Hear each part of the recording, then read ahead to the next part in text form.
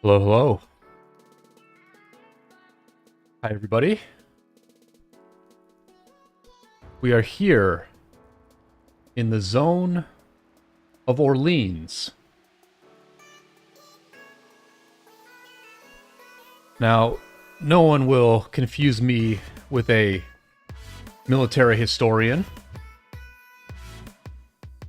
or a military newsman of the highest order. But I have checked in on this war from time to time over the last 36 hours. It has been an interesting war. I'm just getting a look at the latest map now. The Kingdom of 2377 is up here in Fuchsia. Some military historians may call it hot pink. In red, we have the Kingdom of 2429. They're longtime rivals. In green, we have a assorted coalition of kingdoms. I believe one of them may be 3212. I believe one of them may be SA50. And green is held on quite well at this river right here. This famous Orleans River. And down here in blue, we have our former allies in 1900, the Cool Alliance, along with DVL, a name on the rise in the world of ROK. And what has happened on this map overall, the macro picture from a self-professed non-military historian, is that 2377 was very strong in the first 12 hours. They pushed back 2429 quite a bit. 2429 was not playing well. I think one can objectively say that they were not playing well. There was a lot of this going on. A lot of burning flags and some very lackadaisical garrisons and lackadaisical reinforcements. And there would be these very large whales around these flags, like Sparta Peppa.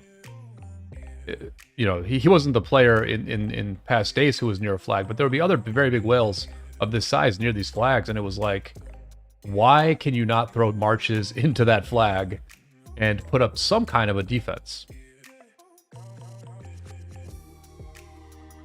But something happened.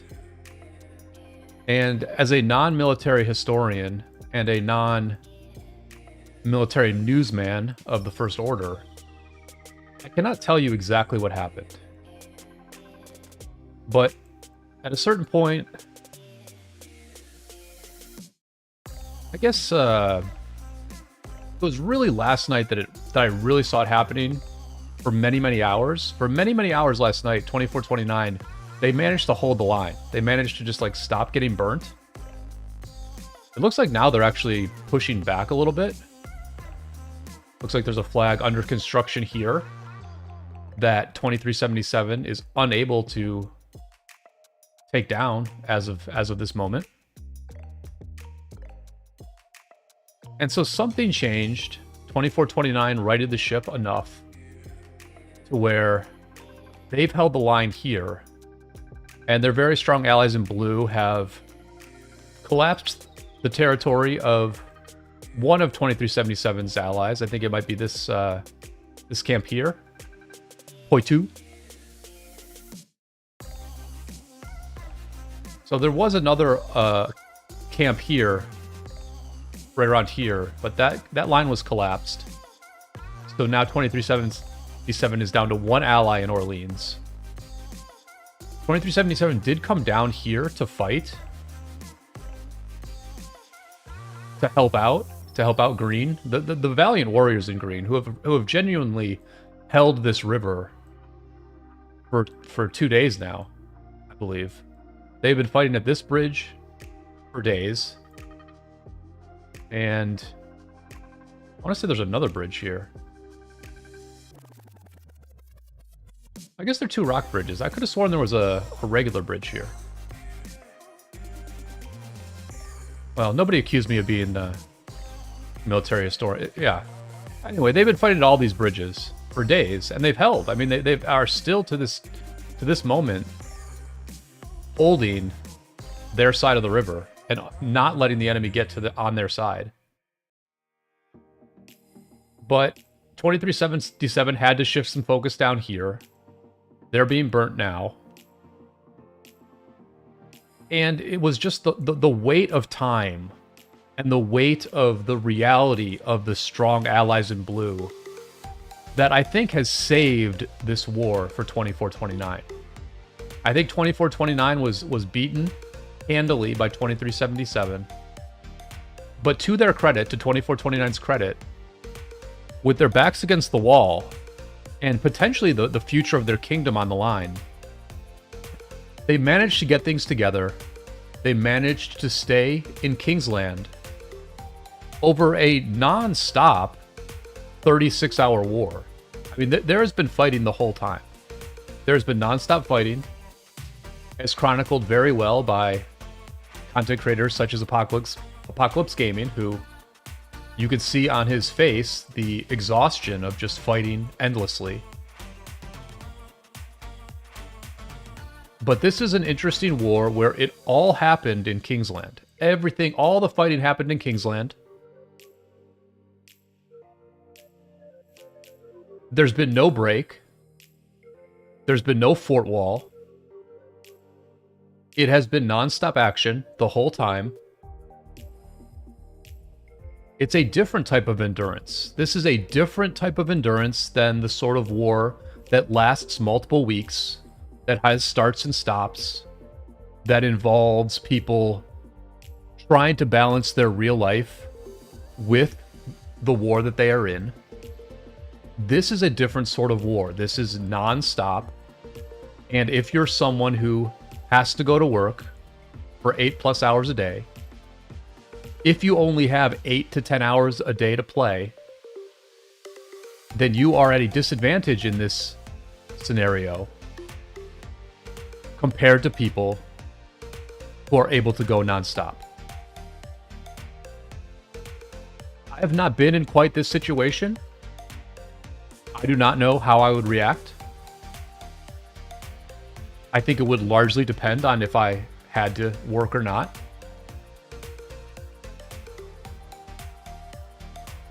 But that is the wheel of fortune we play in this game. The multi-spinning wheel of, will you perform well? Will you have the time to play? Will your teammates perform well? Will your enemies be tough or weak? Will your allies do their part? Will you be able to devote yourself entirely to this silly game? Or will you have to give some weight to the real life that got you this far?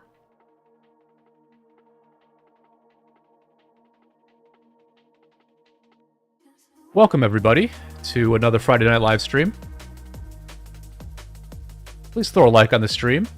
That'll help get more people here. Gosu, welcome to the stream. Katakat. Jewelhang Kamang. Hassan S. I'm doing well, brother. Hopefully you're doing well too. Irgandir, welcome to the stream. He is in this KvK in 2890, and he says it's quite intense. And Titan says, we getting past the river today. I would not bet against it. I would not bet against it. You can see, as I look at the map now for the first time in about 6 hours, you can see the slow, inexorable progression of 2429's team.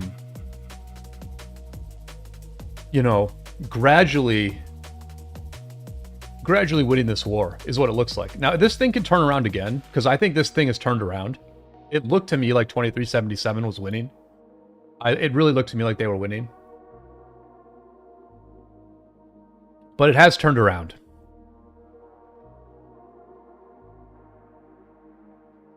You know, what I thought when this thing opened, when the first 12 hours of this happened, I felt there were three strong factors, two of which were in 2377's favor. One factor in their favor. Oh, I'm delayed. I just realized I'm delayed, aren't I? Right? Am I delayed?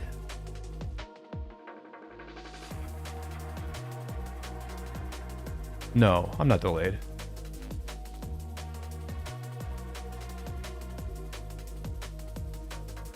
Okay, I'm not delayed. Sorry. I confused myself. So one factor in 2377's favor was that they were just playing better than 2429. Like, they were literally stronger than 2429. They were burning flags. They were making progress. And they were overall winning the open field. I mean, I think they had like more numbers overall in the open field. And I do think that when you're the strongest kingdom in a KvK, especially in a Kingsland, that you to some degree can exert your will over the zone, even if your allies are not as strong as the enemy.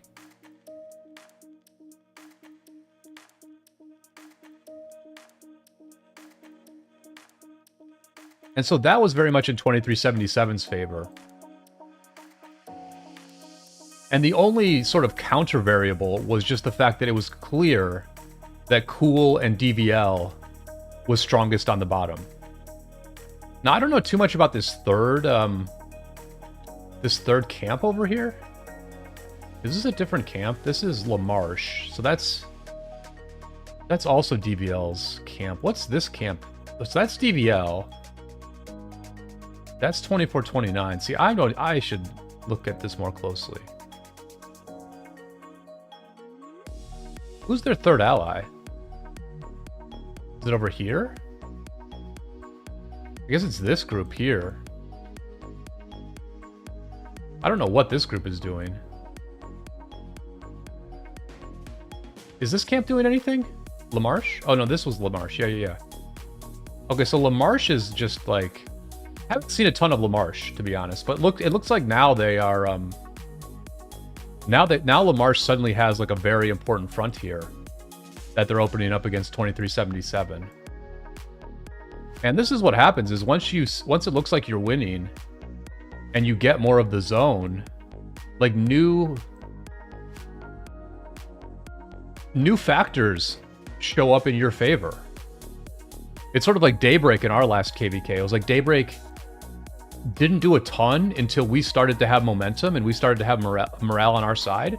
And then all of a sudden Daybreak was this extra factor that was very tough for 2268 to deal with.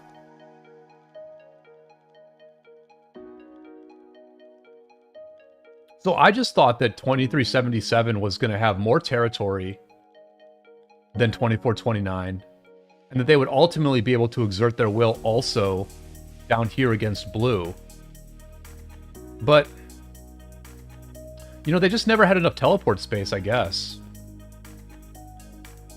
Earlier today, I was watching a bus driver's stream, and blue team was actually pressuring one of these bridges. I think it was this one, probably. I think they had, you know, obviously they have one flag here now, and they're burning now, but earlier today they had a flag like over here.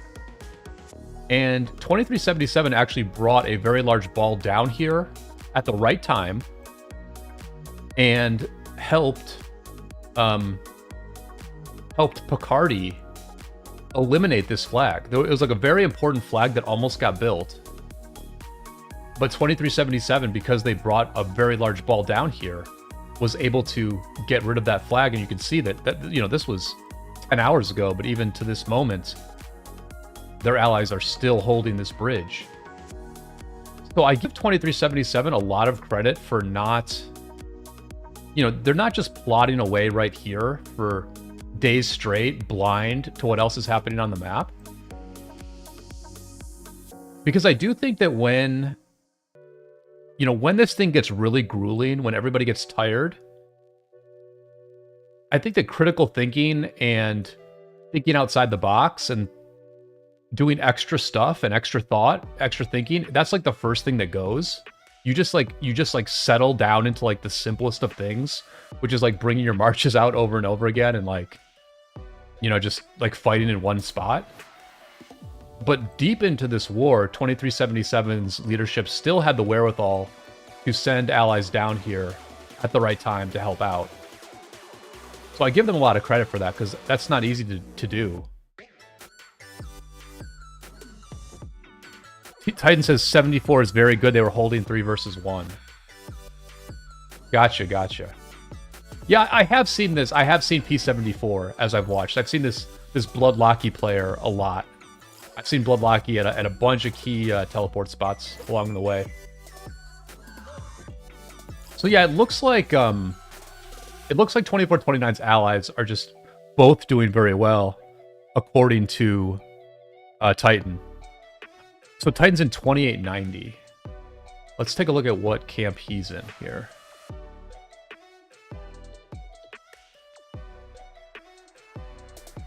The Titan is in...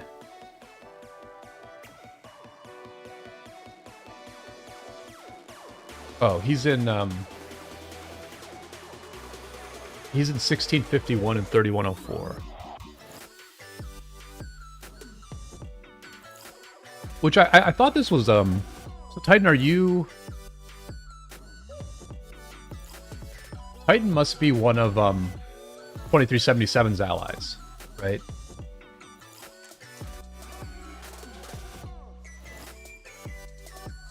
Because obviously it's 1900, 2774, and 2429. Oh, Titan's in 1900. Got you. Oh, Irgandir's in 2890. My bad. Yep.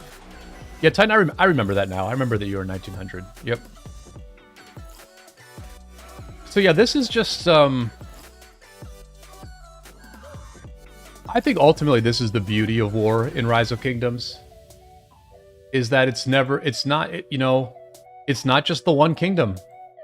It's not just the one kingdom. You know, one kingdom cannot overcome a bunch of strong, smaller alliances from other camps if they work together. And the other beautiful thing is that wars can actually turn around, because this to me, this looked like it was in 2377's favor.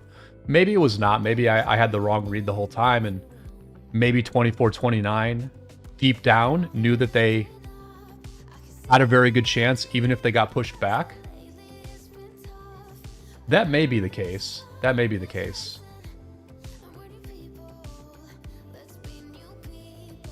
But, you know, I think that what is cool about war in Rise of Kingdoms is that, like real war,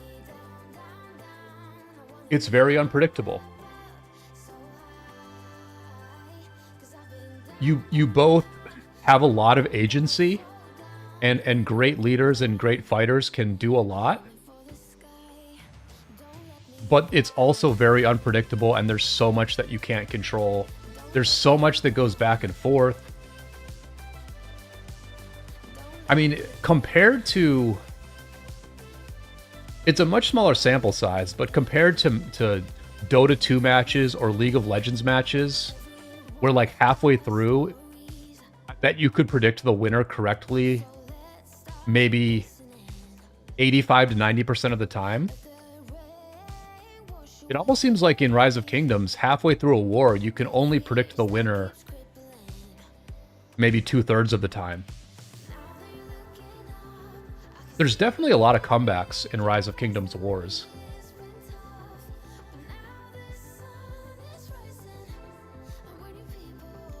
Especially with the 24-hour clock that every kingdom has. You can be very strong in certain time periods, but then in other time periods, the enemy can be better than you.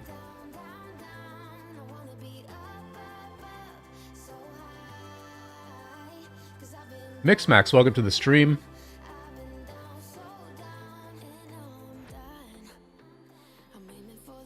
I will say that my title is a bit clickbaity. I don't really think this is the best war of 2024. For one, I don't know what the last war between 2377 and 2429 was like. I didn't really watch that too much, but I know it was like a pretty close fight there as well.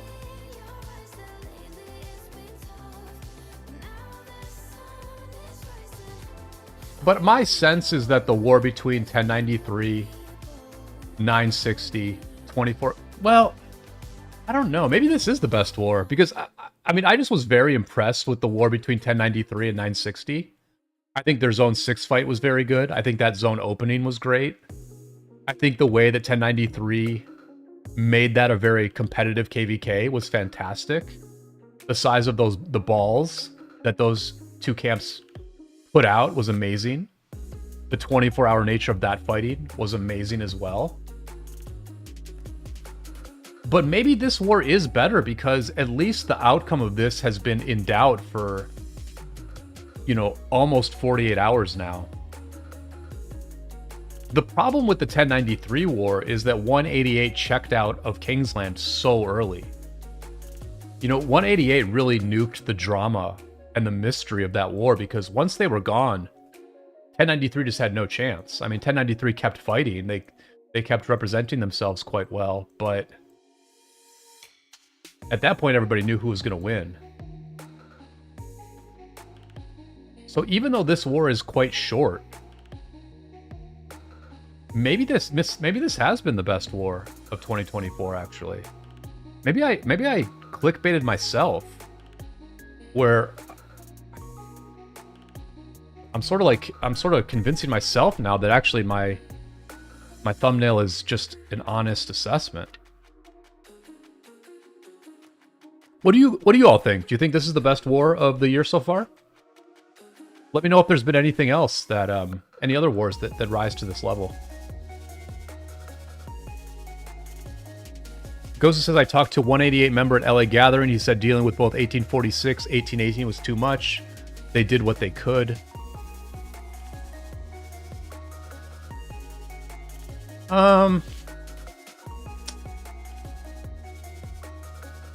I don't know that changes the fact that they gave up rather quickly and abruptly, right? It's not like a few members of 188 gave up and then it gradually got worse. They sort of all disappeared at the same time. Which I don't think that's the way you do it if you're the number 2 alliance. I think if you're the number 2 alliance, you keep fighting as hard as you can for as long as you can. And you try to give 1093 the chance to call it on their terms. It was almost like 188 surrendered instead of 1093. And I think if you're a support alliance, you don't, that's not the right way to do it.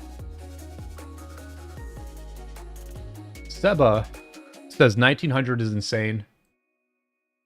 Yeah, I think you know, 1900 has had 2 very, very good performances in a row. Like, 1900 is kind of in the running for Alliance of the Year at this point, I would say.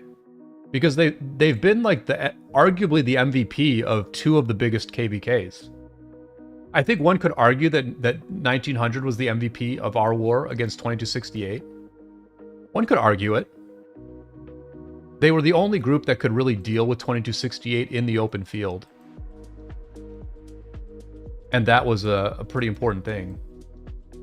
And then now in this KvK, you know, 1900 is doing what they need to do. Truth be told, I thought maybe they would progress faster across this river. Especially with DVL. I did not even realize. No one talked about this. I don't think a lot of people talked about DVL when they were previewing this KvK. And I think that this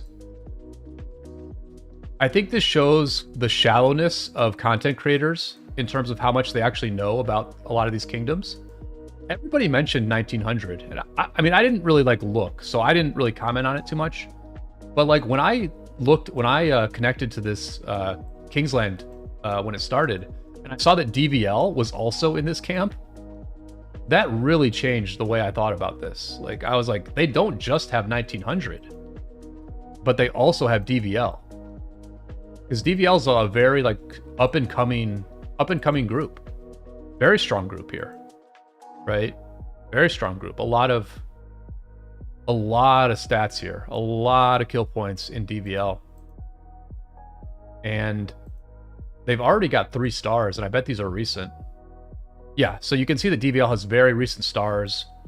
They won a Nile earlier this year. They finished top 32 in a Nubis Osiris League. I mean, nothing amazing. These aren't like amazing stats for DVL, but like a very strong, very capable kingdom. And I think this Devil group might even go back farther than this kingdom here. Somebody told me where DVL was from on a past stream, because we have looked at this alliance before, but I cannot remember. But it looks like a Middle Eastern alliance to me.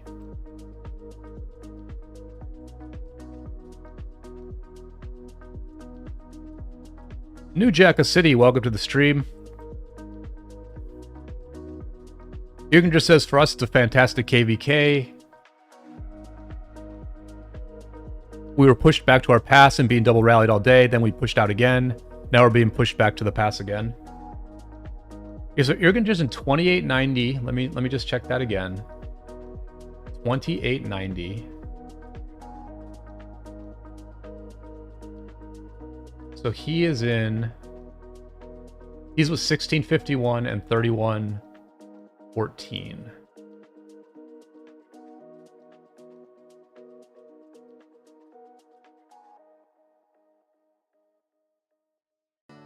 Yeah, so here's Irgandir's camp. I mean, listen, they have taken the short end of the stick here for sure, but credit to them for coming back in the zone. Credit to them for still being in the fight here. And they didn't hold for like 0 amount of time. Like, it actually looks like are they back in? Are they back in the zone here? Okay, so you can see that Irgandir's camp is actually still trying to get back in, and this is what you want, you know? Oh, they actually are back in the zone. They actually did push back in.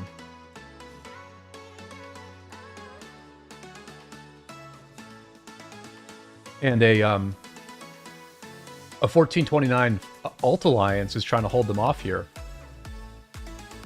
So you love the distraction effort here by Irgandir's camp.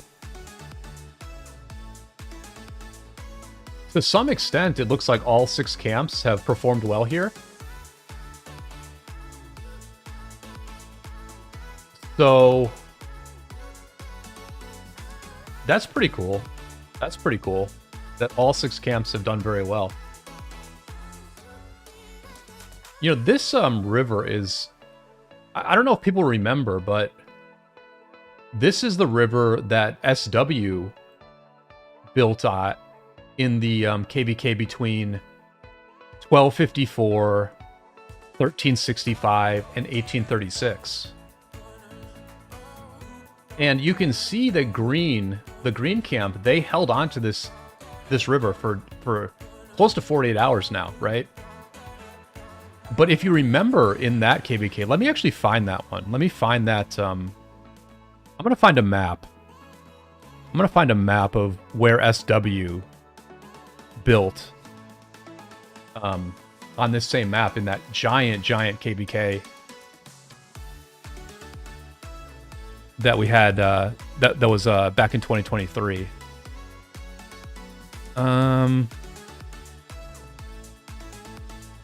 Let's see.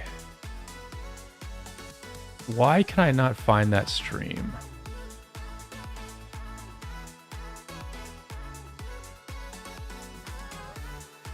Here, let me put some fighting on here while I look for this.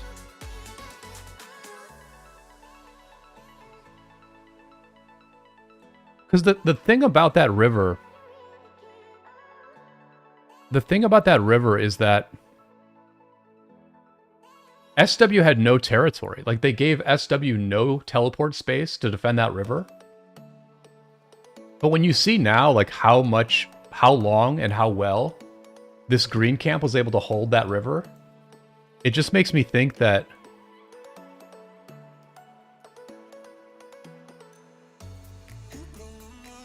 they just absolutely butchered that build plan in the 1254 KvK.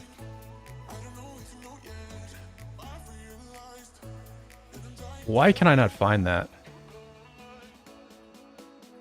Why can I not find that friggin...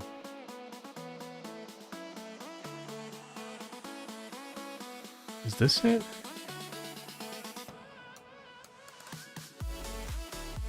Oh, I'm not gonna find it.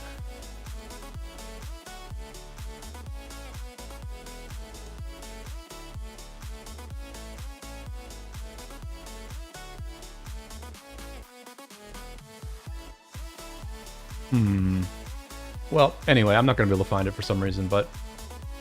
Yeah, it's like basically SW had this like tiny strip of territory here, and then there were all these like ridiculous farm alliances in the back here.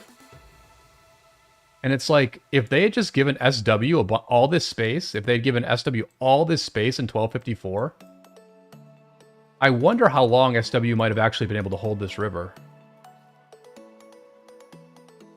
Because maybe SW could have held over here, and the rest of 1254 could have actually helped on the right side against 1846.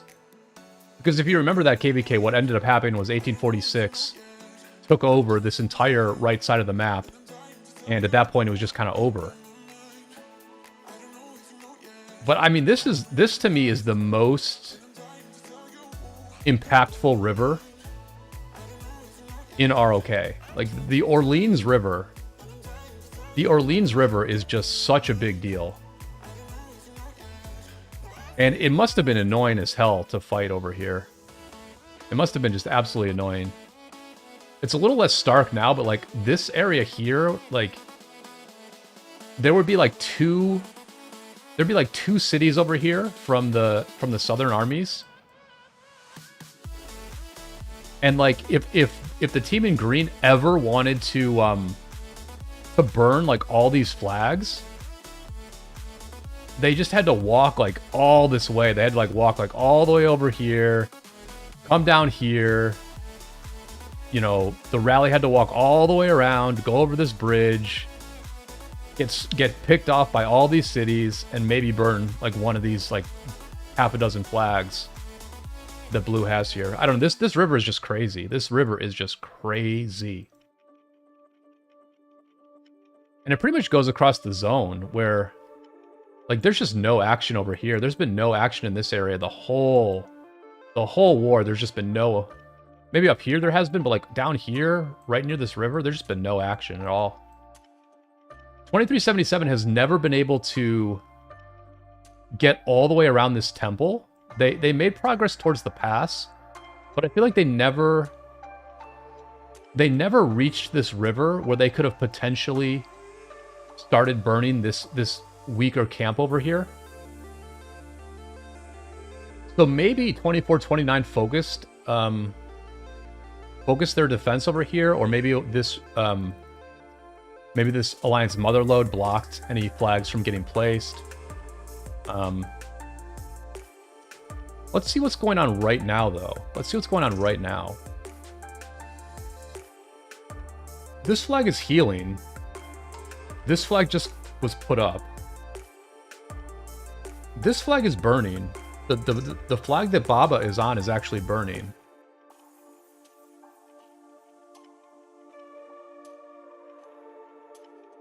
So, for the moment, it looks like 2377 might be slightly stronger.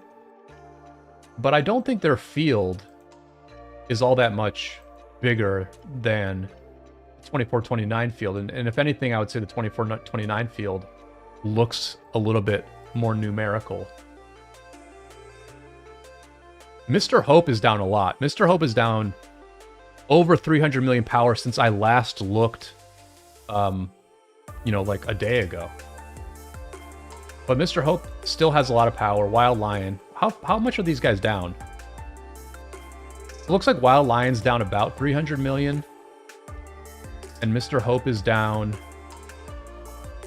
roughly the same, 350 million.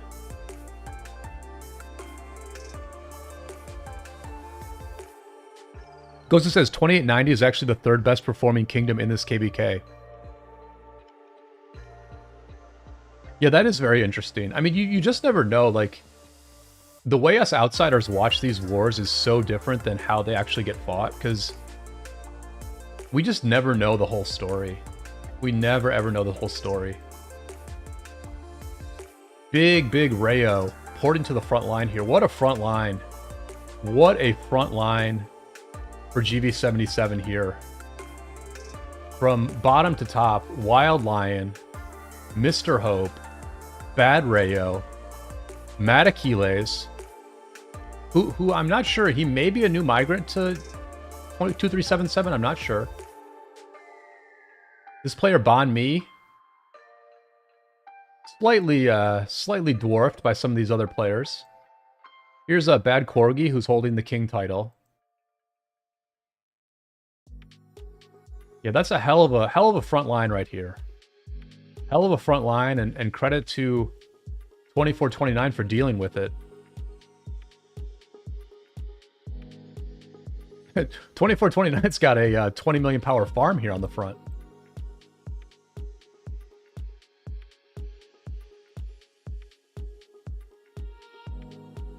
There's Apo. Apo's still at 90 million.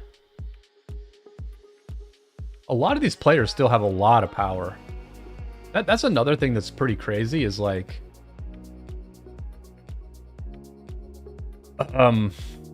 I don't know. I feel like for our kingdom and any kingdom that we play against, if we just fought non-stop for 36 hours straight, wouldn't a lot of us be like very close to being zeroed?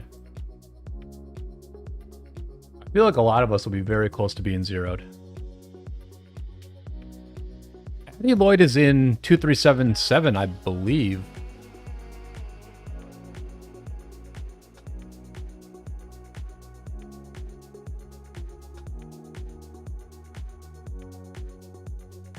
But maybe I'm wrong. Maybe Addie's in 2429. I thought she was in 2377.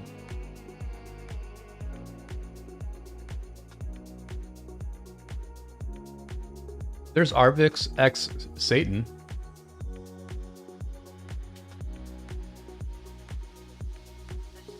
It does look like well, Shark's here, so maybe Shark is like Shark, I think, is the king of 2377.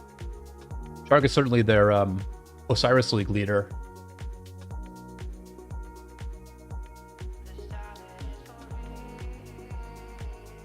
Oh, she migrated to 1960. Okay, right. Oh, is that what happened? Okay.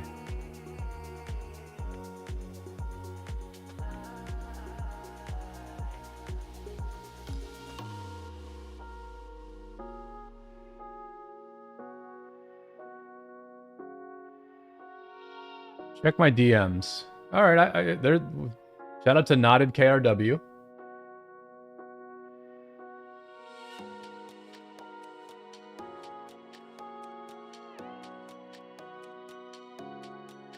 Oh, so did Addy?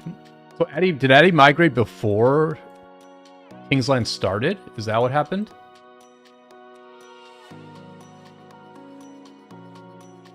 Because that would be a little messed up. Not gonna lie. I mean, I understand that this is migration season and everybody has to migrate, but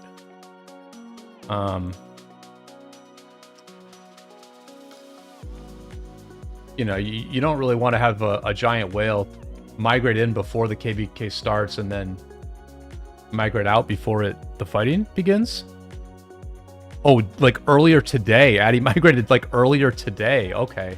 Yeah, because I could have sworn I saw Addy Lloyd on the field, right? I was like, I could have sworn I just saw her city recently. Well, I mean, you know, listen. If she had to migrate at that time, she had to migrate, but in a war this... Well, I mean, whatever. Everyone makes their own decision. If it were me, I almost would think I would make a last-minute change of plans, right? If the war is this crazy, I would almost make a last-minute change of plans and stay for the rest of it.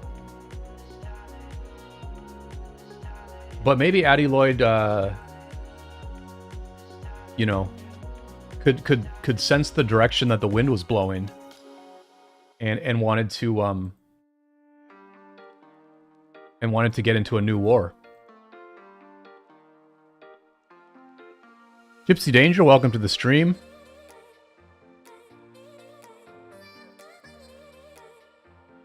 EIN says Addy Lloyd is overrated. Listen, I think Addy Lloyd plays pretty smart. You know, against us, Addy was the whale that sort of kept their power. It's interesting, actually. If you'll permit me, I'm gonna just go back to... I'm gonna go back to our KvK real quick. There are some things I need to do. So let me just very quickly... do a couple of household things. But to speak about Addy and how my experience with playing against her, you know, that account played pretty smart, I think. They held on to their power going into Kingsland. And so in that sense, Addy Lloyd was like a little bit scarier than some of the other whales. Because it was like, well, Addy can still like really hurt us, right? Like when we get into KL where there's no forts, that Addy Lloyd account can do a lot of damage. A lot of damage. But then it didn't really do a ton of damage. Like, it was around, but just not around a lot. It wasn't around as much as a lot of the other whales. And the other whale who didn't drop power in the last KvK was PJ Rib. And I don't know if this is still the case. Let me take a look.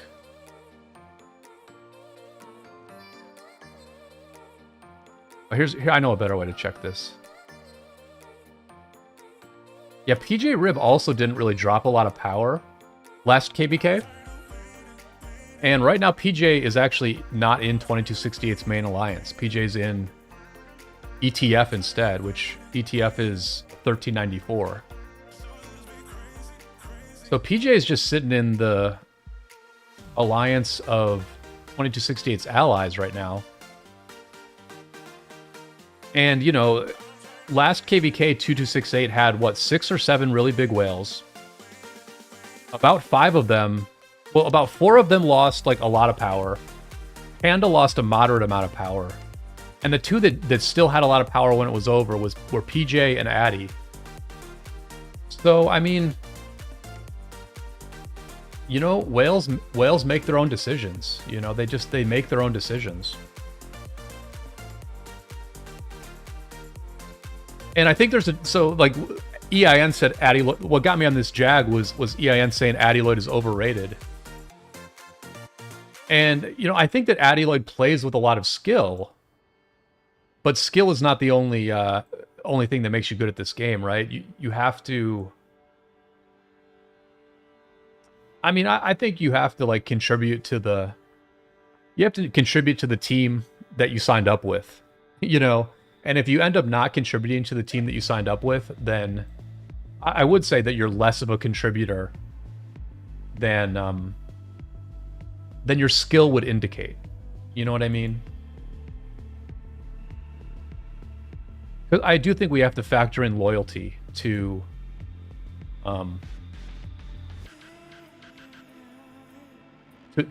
when we evaluate the skill of players. I do think we have to factor in loyalty. Because I think I heard Bus Driver say recently that the only way that SV would break up is if Peacemaker left. And that just shows you the importance of Peacemaker, right? It's like, this is a person who not just has a lot of kill points and a ton of deads, and who has shared literally 500 billion resources with other people. But Peacemaker over time has become important enough to this group that the only way that they would fall apart is if Peacemaker left. Like, that's skill. That's skill to me. That's skill. Khalid, welcome to the thank you for the dono. Mad Mania, welcome to the stream. Good to have you here.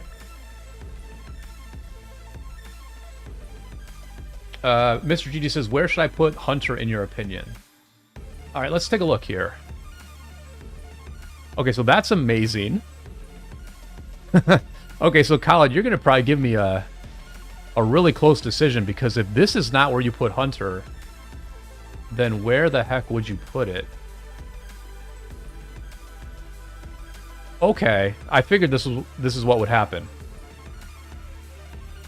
So Khaled, what I do, Khaled, with all damage is I give it a 2.5x multiple. So to me, this all damage is 3.75% of stats. But you had a health roll of like 3.5. And so, in my opinion, the third slot is equal between these two armaments, basically. But you've got 0.9% more attack on this one.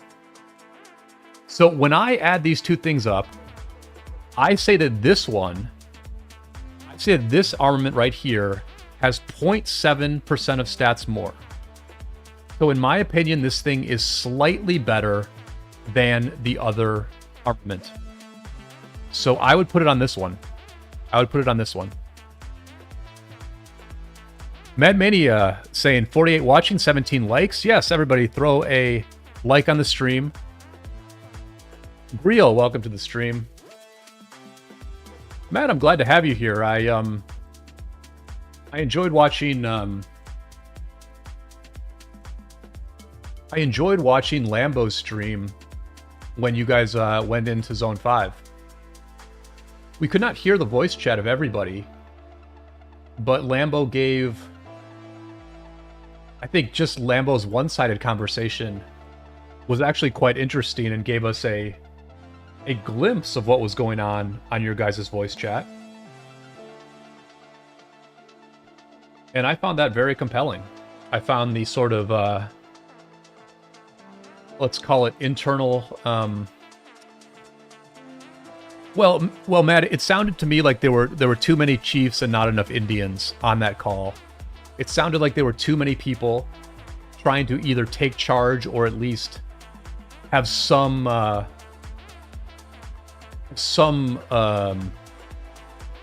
influence on what was happening. And my impression is that you guys have had some newer players join 1029. Let me go to Madmania's alliance real quick and see if I can refresh my memory a little bit. My impression was that Lambo's kingdom has had some new migrants. Obviously, they've gone up to being a B kingdom now. And I think what may have happened is that Mad, Mania, and Lambo were sort of like the old guard to some extent, and that maybe some of the new migrants were trying to take charge of some of the voice. I'm not sure. I mean, is John Paul Jones new to 1029?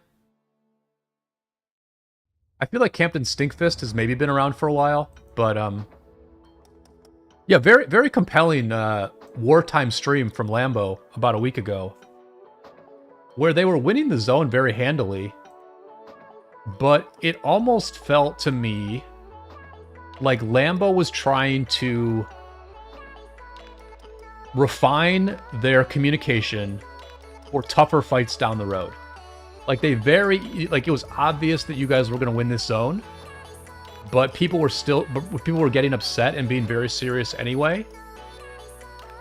And I do hope you guys work that stuff out. I don't know what the right solution is, but it sure did make for some good content. That's for sure.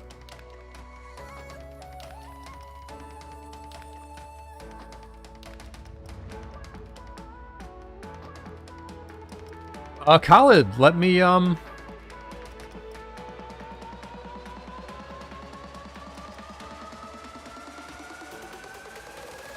yeah, Khaled, I think we would accept you.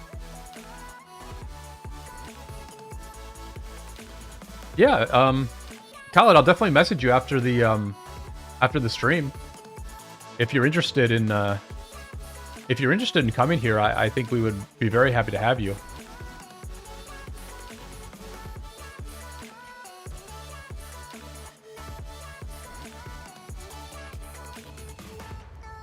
But I'm glad everybody is tuning in.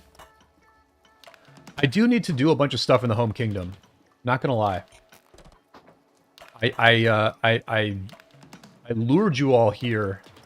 I lured you all here with the promise of a KvK spectating stream, but the truth is I have a bunch of stuff to do in the home kingdom. So I'm gonna do some of that while chatting with you all. Is there a training rune somewhere?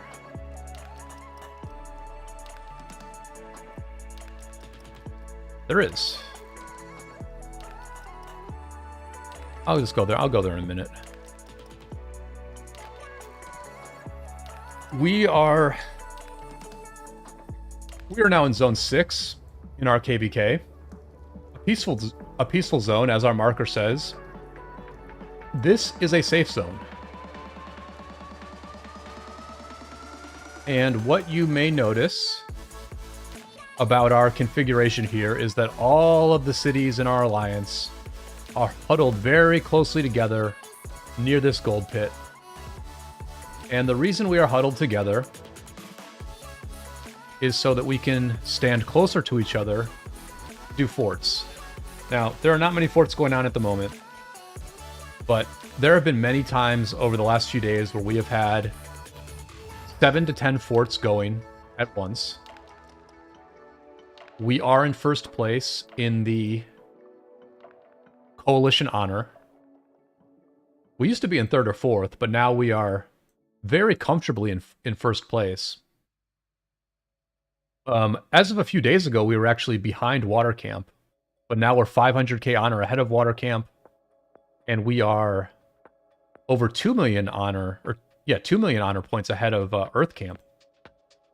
So you can see that the enthusiasm is high in our camp, and we are, we are really just doing a lot of forts because it's just a great way to get resources and speed ups, not only on your main account, but on your farms, right?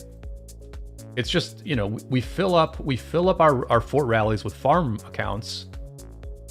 And that means a couple of things. That means, first of all, the rallies get filled up enough to actually beat the fort. But it also means that all those farm troops, all those farm accounts that have tons of AP, my farm has a ton of AP. And every time we do a fort, I get roughly 1.2 million resources and 90 minutes of speed ups. And so on your farms, what you do is you get all those speed ups, and then you use those speed ups and those resources to train more and more troops. And we have a bunch of people doing that. That is the grinder's way to progress. That is the grinder's way, or the free-to-play way, or low-spending way to progress your farm accounts in this game. And luckily, and very impressively, our camp, both kingdoms in our camp, we have a bunch of players who want to buff up their farms. So we've been doing barb forts like crazy.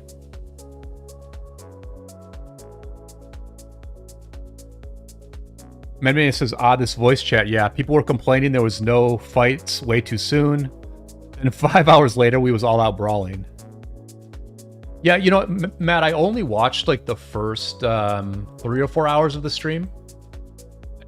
If you guys had some tough stuff later on in the video, I'll have to go back and watch more of it, actually.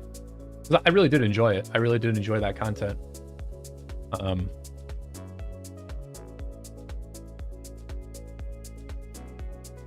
Alloy says it's because I'm crushing honor so good. Let's see where Alloys is. Listen, I'm doing better in honor than it appears, because I've missed 2 ruins. I've missed 2 ruins so far, so I'm only 128th in honor. I'm 16th in our alliance. I'm doing a little bit better than this because I've missed 2 ruins. I've been doing forts. I've been doing barb chaining. Shout out to Algebra, who is in first in the Alliance. Algebra is not only one of our biggest whales, but he's also our biggest chainer. And so that's pretty cool. Shows his dedication to the game. I think I'm just... I didn't ask Algebra permission to show this, but I'm just going to show it anyway. I don't think it's a big deal. So obviously you all know that the... Obviously you all know that the armament compensation rewards came out last night. So this is what Algebra built today. This is Algebra's wedge set for infantry. All 4 special inscriptions, plus some very good stats. Some very good sub-attributes. I mean, what does he have here? He's got, so he's got like 27.5. He's got like 30, he's got 32.5% of stats before you even get into these 4 special inscriptions. So this is actually a monster. Man, I'm actually like really far behind. I'll be honest. When I look at this, I realize that as a garrison captain, I'm like actually very far behind a player like Algebra in armaments. I mean, he has... I mean, if we just say that...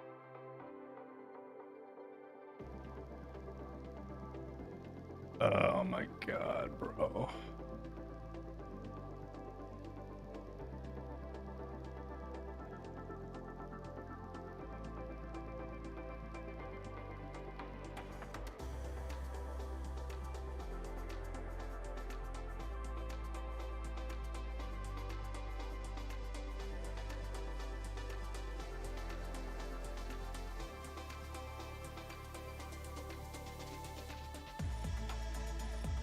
You can hear... How can you hear me? It's actually going? Oh, maybe I can recover this. Let me maybe I can recover this actually.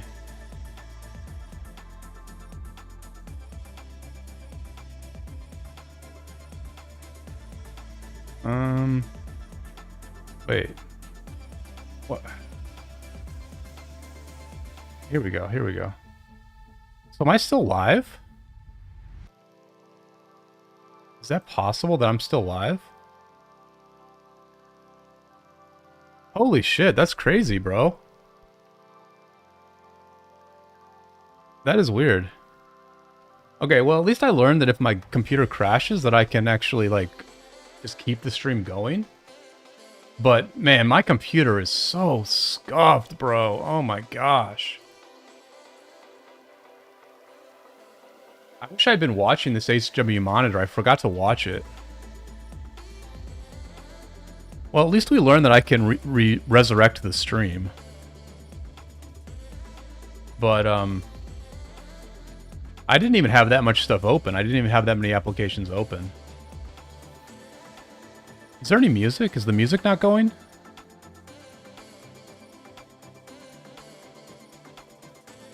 Let me know if, let me know if you guys can hear the music.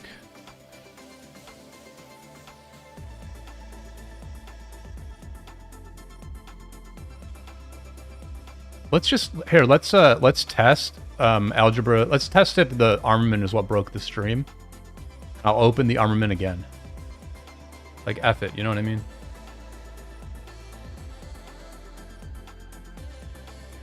Your computer changed my... Yeah, well, Khaled, I need to... I've got like 10 days to get this thing fixed.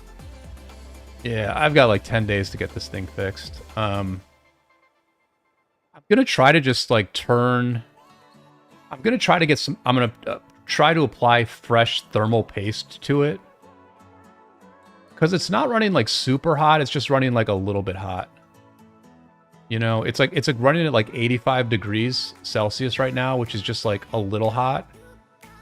And it must get higher as time goes on.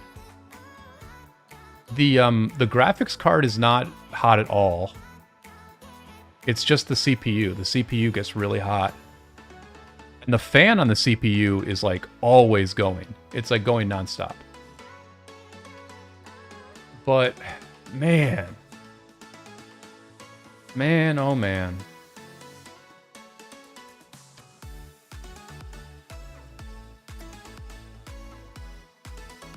Well, I appreciate everybody sticking with me. We lost like half the viewers, but that's all right. We've got the dedicated, dedicated 20 or 25 of you who are still here. Let's open Algebra's armament again, just to see if that's what breaks the stream. I'll let you know what my... I will let you know what my computer gets up to as I open this. It's up to 86 degrees, but not too bad. Not too bad.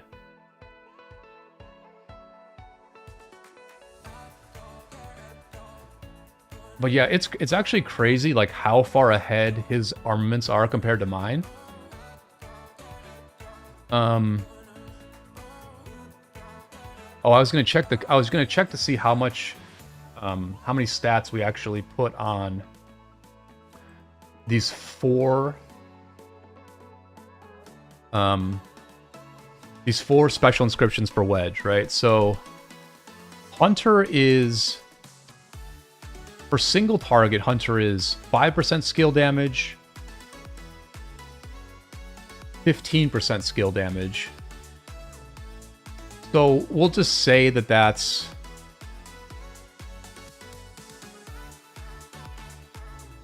We'll say that this is like... So 15% skill... Well, no, this is 10% all damage. Or no, yeah, it's 15... This is 15% skill damage. So that is going to be roughly 10% all damage. So 25% of stats on Hunter, is that right? That can't be right. Let's say Hunter's 20% of stats. Unstoppable is... 3% all damage here. 8%. 8% skill damage. 4% all damage.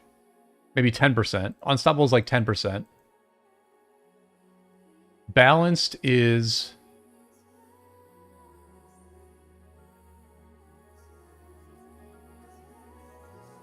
How much is balanced worth? Because I feel like this, upon reaching 80% rage, their troop deals 8% more skill damage for the next 3 seconds. This is maybe 4% skill damage. So 4% skill damage is like 6% of stats. Normal damage resistance is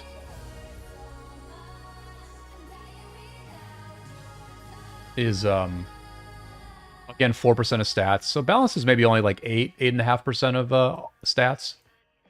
So we're at 38.5% of stats. And then Intrepid is just a flat 10% skill damage boost. So that's maybe 7% all damage.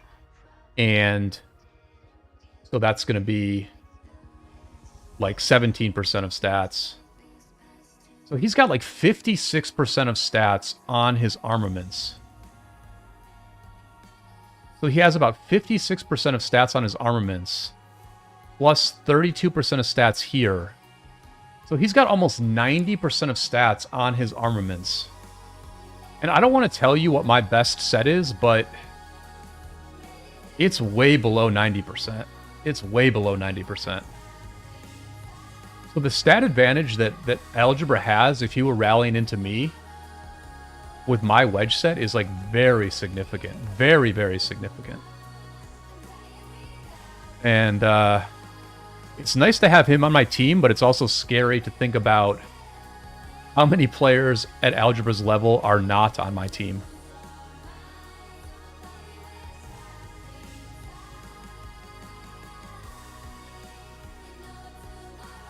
Gosa says if that was arch formation, it would have killed this KvK.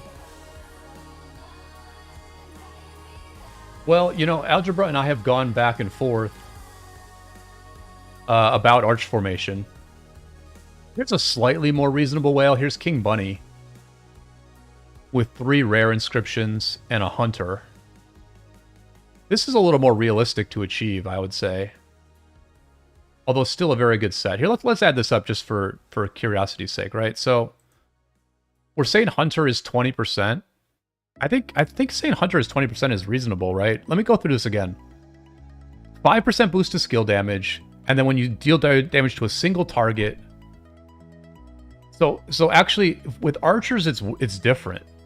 The only thing about hunter, the only thing that makes hunter a little bit worse is that, like, archers are the best rally, and the best garrisons do AoE. Hera, for example. So, like, hunter is not quite as good on AoE commanders. It's all damage 2% on AoE commanders. Or it's direct damage 2% on AoE commanders. So for Zug, hunter is only 7% skill damage. Or roughly like 5% all damage. Or 12.5% of stats. So on Zug, hunter's only 12.5%. Then you've got Boiling Blood, which is going to be 15% reduction for 3 seconds, but only 30% of the time. So, and there's a cooldown, so it's like maybe 4% skill damage reduction, 6% skill damage reduction. That's like, again, 4% all damage.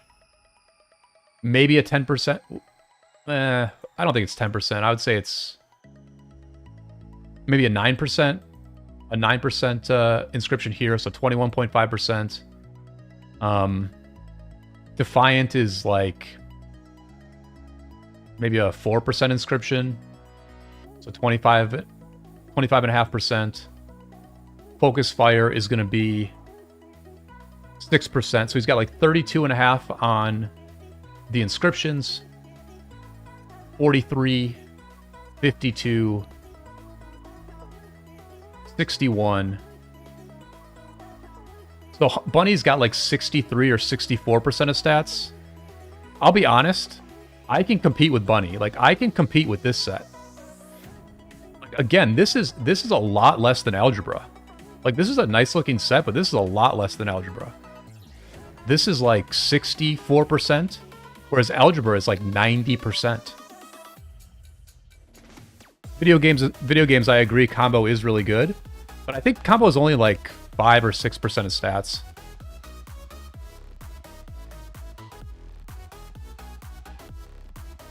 But, you know, Algebra and I do go back and forth on arch formation, right? And I do have a lot of stuff I can open. I've got a reset. I've got a transmutation crystal. I've got a lot of stones.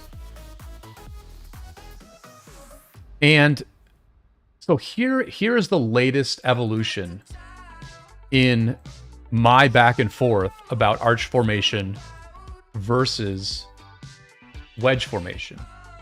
Because again, I've got a nice arch formation set. I've also got a nice wedge set. I've also got a nice wedge set, right? The wedge set is actually a little bit better than the arch formation set, only because Hunter is worth so much for AoE commanders, right? And so I was going wedge. If you remember on my last live stream, I opened up a ton of chests and they were all wedge. I picked all wedge last time. But I did watch a Seawill video. Seawill was talking about the new Archer commander that's coming out. And almost in passing, it wasn't the focus of the video. But what Seawill said halfway through his 6-minute video was he said that all... Here, I quoted to Algebra, so let me make sure I read it correctly.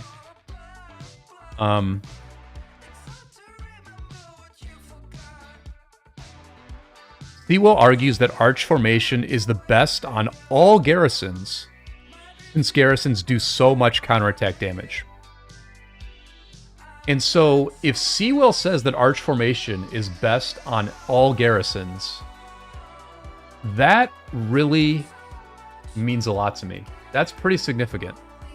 If Seawell is just saying for every garrison you should be running arch formation, that is about equal in weight to Algebra saying I should definitely be running wedge on my Eleanor. And Algebra's argument is that number one, Seawell is an Imperium, and in Imperium KvKs, all flags are getting swarmed. His other argument is that Eleanor does only skill damage, and Hera does only skill damage. These are both skill damage commanders. And so if you put wedge on, if you put arch formation on an Eleanor, then the 70 to 80% of damage that they are doing via skill damage is not getting buffed at all. And she's only buffing with all these arch formation inscriptions like destructive and forceful. This is only buffing like 20, maybe 25% of the damage I'm doing to a rally. Now, Seawell's argument is that you're doing more damage to all the marches that are swarming you, because this normal damage is doing counterattack damage to all of those marches. So it's very tough for me to say who's right. It's very tough for me to say if Algebra is right or if Seawell is right. I think Algebra is completely correct that it's ridiculous for me to run arch formation on 2 skill damage commanders, because I'm not buffing their skill damage, right? I'm just not buffing their skill damage. Whereas my wedge set is giving, you know, some like crazy amount of skill damage. It's giving like 16% here. It's giving another 4% here. That's 20% skill damage, plus on the formation. So it's giving 25% skill damage already. And I'll get more inscriptions that will buff it up further to where I'll have like 35, 40% of skill damage on my formation. And that's going to buff all of Eleanor's damage, direct damage, and all of Hera's direct damage. But there's another argument, though. The other argument is that, like, I should be preparing for what can actually burn me. And I should be preparing for what can actually trade well against me. Because, you know, truth be told, these 2 rallies that I took in Zone 5 were with Arch Formation. This was Arch Formation, and this was also Arch Formation. Now, in these cases, and this one that they swarmed me, right? I was getting swarmed here. Now, to be fair, our reinforcements were excellent, and the enemy ran their rally down to 0. So this is not a great test. But the way Eleanor Hera loses in a flag, in my opinion, is going to be to swarm. I don't think it's going to be to a rally that's unassisted by swarms. Like, maybe, but not that often. And so don't you want to prepare for the situations that you're afraid of? Like, at the end of the day, I want to deter people from trying to burn my flag. And so, in that sense, I want to have Arch Formation. Algebra in the chat saying, Arch if you are getting hard swarmed, but at that point we should just use Gorgo. I mean, that's a fair argument, right? If I'm afraid to get swarmed on the Eleanor, then maybe we should just run Hera, or run Gorgo. But I think there's value to having, like, some cav garrisons and some infantry garrisons, because then people can move their different troops around. But maybe I'm just being, I'm coping. I might be coping.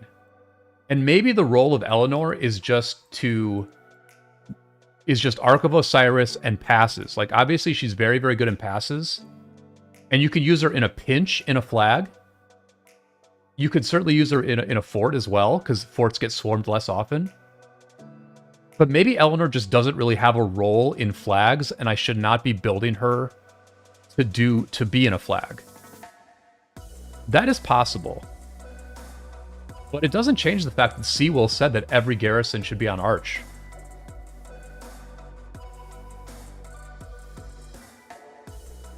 Gosu says, I think no matter what you choose, you should just stick with one to get Legendary Pity ASAP. I think you know, I've done good with flexibility. I think I've done good when I give myself options, right? Like what I did best in the last KvK was actually when I used like a variety of different things. Like when I started to do good in the last KvK is when I started using Jan Hera in certain situations based on what they were rallying with. And then I would switch to Attila Gorgo if I thought they were going to swarm me, or Chadsky was rallying with his normal attack damage. Like, that's when I performed the best. I performed the best when I had the optionality to go back and forth. And if I build a good Arch set and a good Wedge set, then I can also have that optionality going forward, where I use Arch formation in a flag when I think I might get swarmed, and I use Wedge formation in a pass, in a fort, or in a flag if I think I'm not going to get swarmed. Like, what if I just go back and forth, improving both sets and having that optionality? I mean, I know that's not meta, and I know that doesn't, like... There's flaws in my argument, but, like, I've gone through this whole game for 6 years basically being, like, a jack-of-all-trades type of player, and it has served me well. And I would say it's kind of nice. It's kind of nice right now that I have both, right? It's nice that I have a good Arch set that I can use for a flag that might get swarmed, and I have a good Wedge set that can hold up very well in a pass. Abu Jabara says, I didn't saw Flavius for a while now. Listen, man, Flavius is still a very good commander. Flavius is still a very good commander. Madmania says, did you guys get a chance to use the new Scipio? We used him once or twice. Yeah, we definitely used the Scipio. We actually used him quite a bit. So I think the thing with... I don't have a lot of reports on my main, unfortunately. I don't have any reports on my main, but... the thing that's good about Scipio is that he has a decent amount of damage mitigation. And so, even though you can get an okay swarm against him, like, you can swarm Scipio okay, but, like, he dies slowly enough that you can keep it full, right? I think damage mitigation on a rally is actually very good.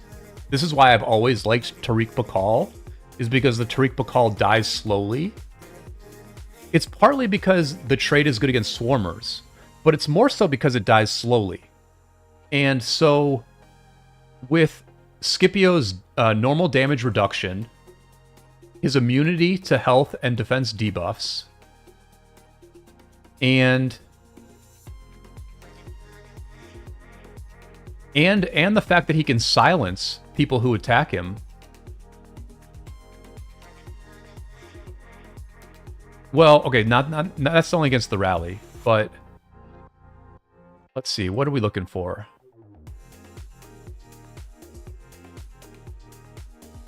Yeah, he dispels health and defense debuffs. He takes 25% less normal damage. And... oh, that's about it. But that's a little bit of damage mitigation. A little bit of damage mitigation. Algebra says Tariq Bakal is the worst rally in existence. I don't know, man. I've seen it worked well in a number of situations. But yeah, Scipio is pretty good, actually. He's pretty good. Not as good as archers, but pretty good. And the fact that he seems to die a bit slower than archers is a good thing, I think. Let's see if there's any damage mitigation on Tariq.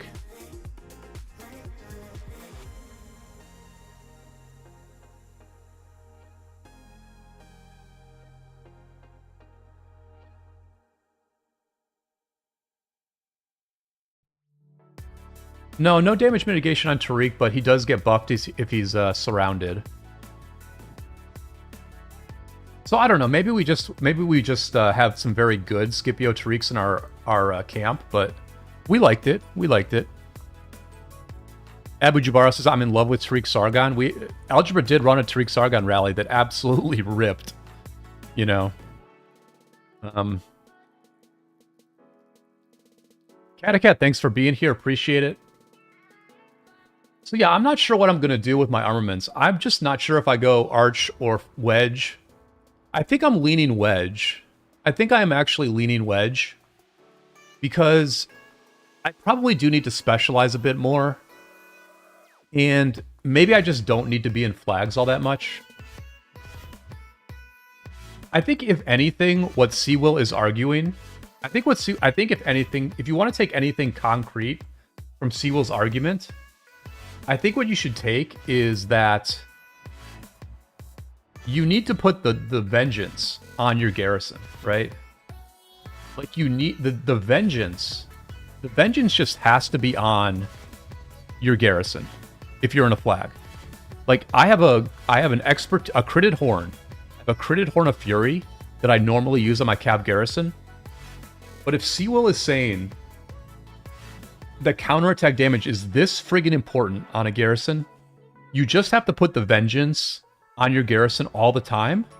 And I need to think about critting and expertising this this vengeance, actually, is what I probably need to do. Because if I do expertise it, if I do expertise the vengeance, then that's going to be 10.5% more counterattack damage to everybody who swarms me. And I think that's extremely good. Extremely, extremely good.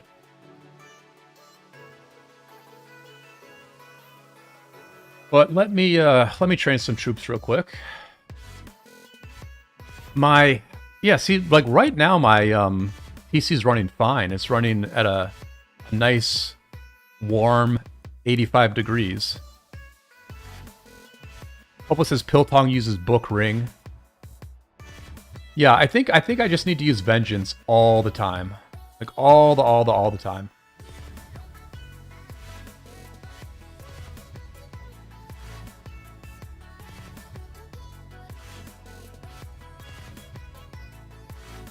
Let me get the Duke real quick. Let me do a few Bastion quests.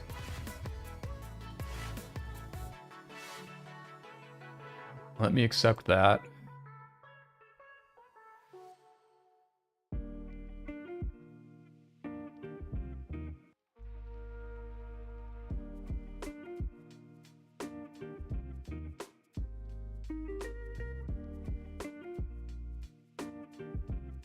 Wow, we're back up. We're back up to a bunch of viewers. Amazing. Imagine if my computer didn't crash every single stream that I do. Diamond says, can we see some of the fighting? Diamonds, I'll get back to it shortly. I do just need to do a couple of things here in the in my own home kingdom. If you just give me a few minutes to just sort of do some housekeeping here. Let me start another rally here.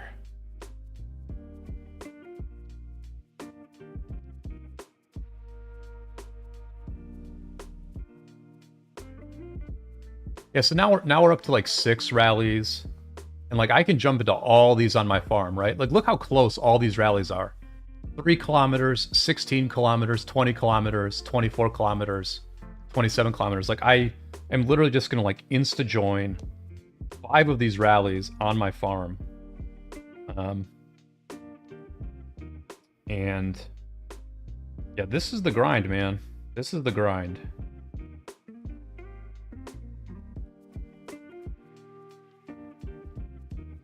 I mean, I'll show you guys like how... I'll show you guys how dedicated we are. Look at Hanmano. Look at Hanmano. This is what you call an army of farms. And I bet you'll see him joining on a bunch of his own farms. Yeah. He's joining on a bunch of his farms. And, you know, we're just here grinding, man. We are just here grinding. But let me train real quick and get these Bastion quests done. I'm basically just training balanced right now. I'm just training... I don't really know what I'm going to need, so I'm just training a bit of everything. A bit of tier 4, a bit of tier 5. I'm just doing this to use my training speed ups and to do some really high value Bastion quests. Ujibara says put PC in front of AC. That should help a bit. I did actually forget to turn down my AC. Let me turn down my AC just a little bit. One second.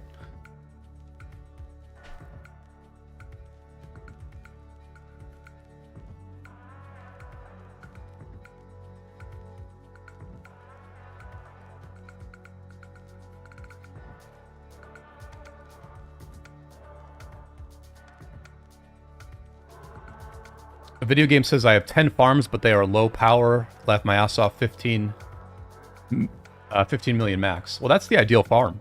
That's the ideal farm size in today's Rise of Kingdoms. So I think that's fine. A low power farm is the best because a low power farm, you can still train a ton of troops on a low power farm, you know?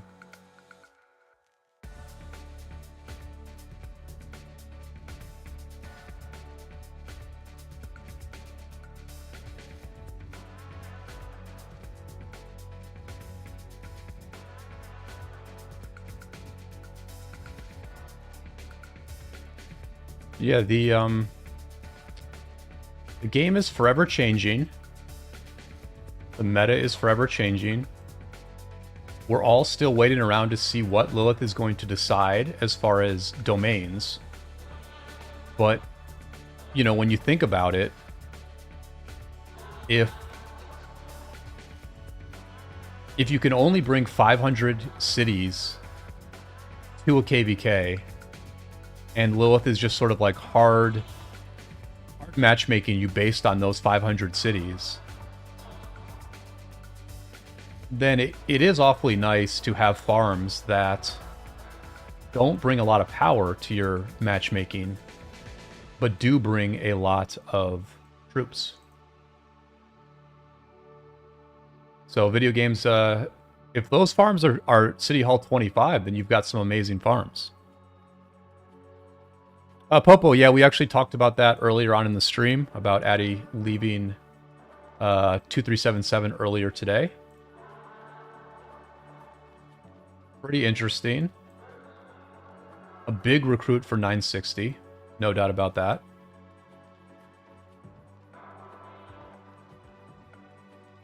And it will certainly be interesting to see what sort of matchup comes next for 2489, 960, and 1093. Are they going to wait around?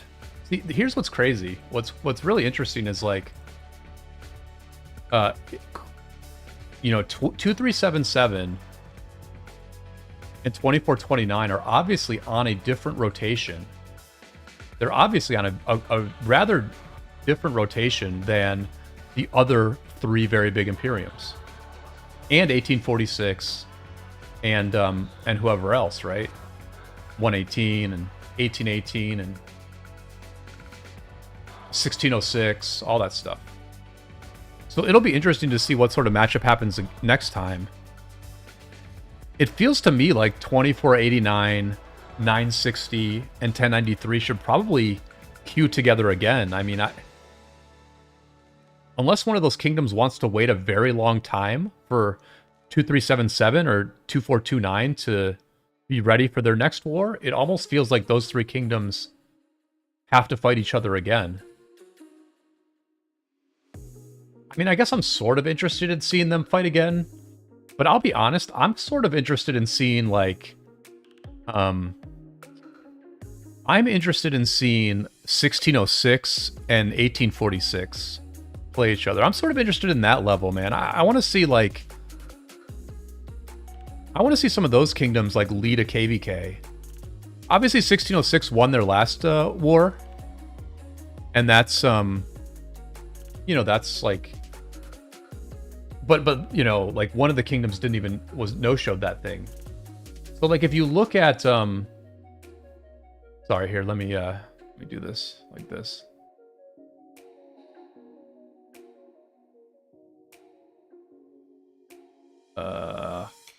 Son of a gun. All right. Sorry guys, I'm just like an idiot, I guess. Oh, there we go. Okay. So if you look at why is this so broken?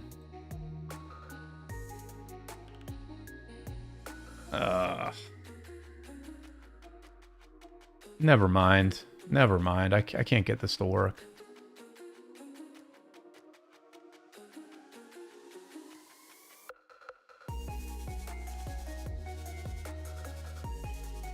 Forget it. Forget it. I give up. I give up.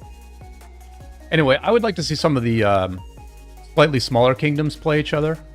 Like 1606, 1846,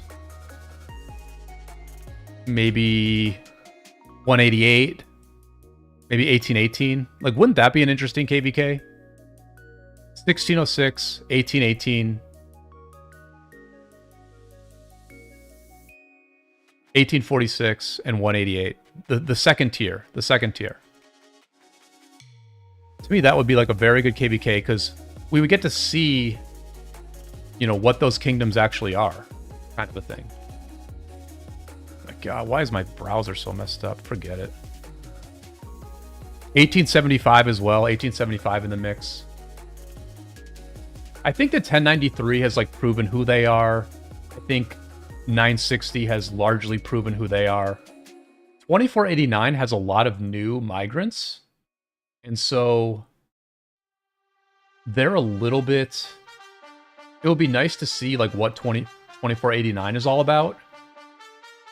But it would also be nice to see what 1846 is about, 188 is about, all these other kingdoms that have maybe not had like an amazing test recently. Although, to be fair to 1846 and 1606, I feel like they've both performed very well in like every big KvK they've been in a while, like for a long time now. And so I think we have a pretty good idea of who 1846 is and who 1606 is, because they just seem to deliver over and over again. All right, let's go back. Let's go back to the 2429 KvK here and get a bit of an update.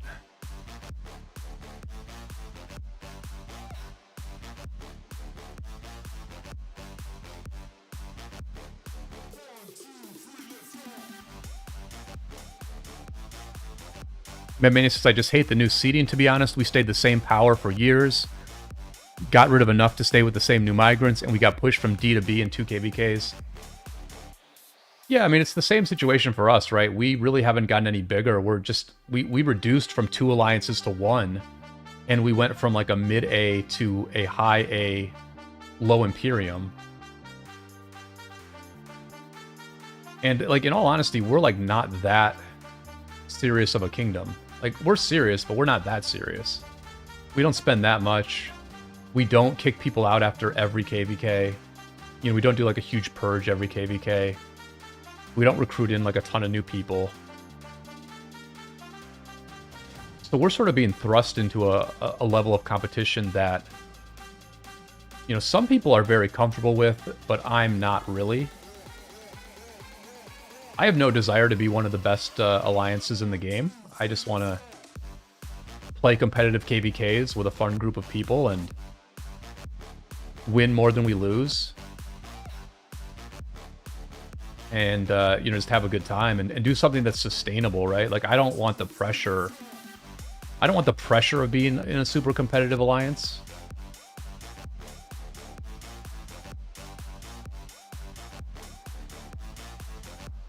Simple Coder says, I hope you guys can do well versus 2748.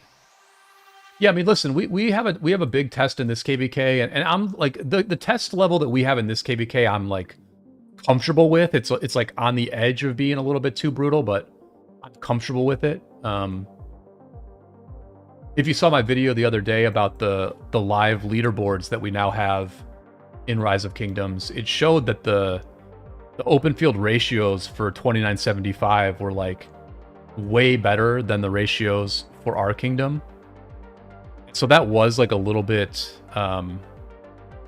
concerning to watch or to look at, because like, yeah, it's a little annoying to like not be able to compete with your opponents in the open field over and over again, since the open field is so freaking fun. But I mean, as a group, we did win plenty of the open field fights. I would say we actually won when things were serious, when like we were really trying. I would say that we won the majority of the open field fights, or we at least pushed them back and managed to burn them, or managed to like defend our own stuff. But you know, 2748 plus 1824 is going to be a whole different animal for sure. So it's going to be a hell of a test.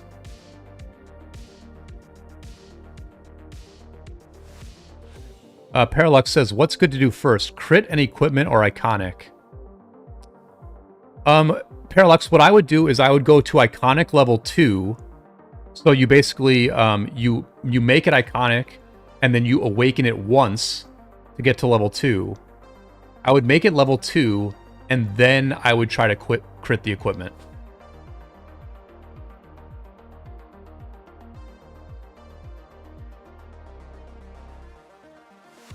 Simple Coder says, in my opinion, 2268 can beat 297 and take both passes. That's possible. That's possible. It's hard to say. I mean, it's really hard to say exactly what level 2975 is at, because I don't think they tried all that hard in the opening zone, but at the same time, I do think they're probably a little bit weaker than we expected.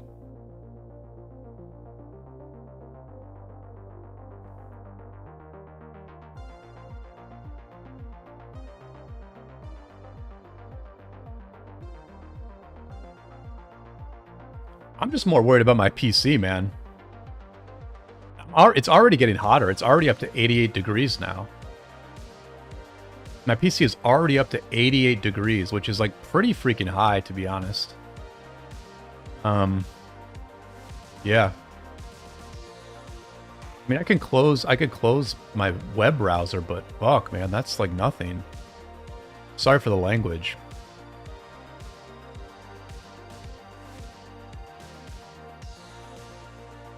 Hobo says, ready for altar, Brian.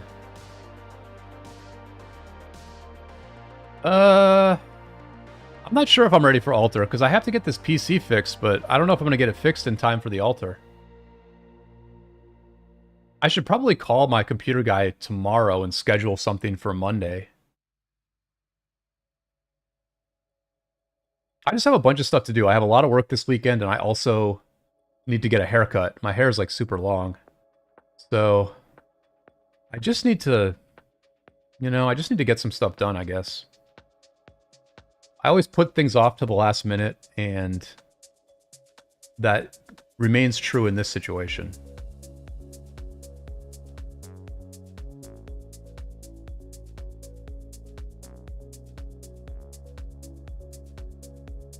Yeah, man, I'm sorry, I'm a little distracted. I'm just like looking at the temperature.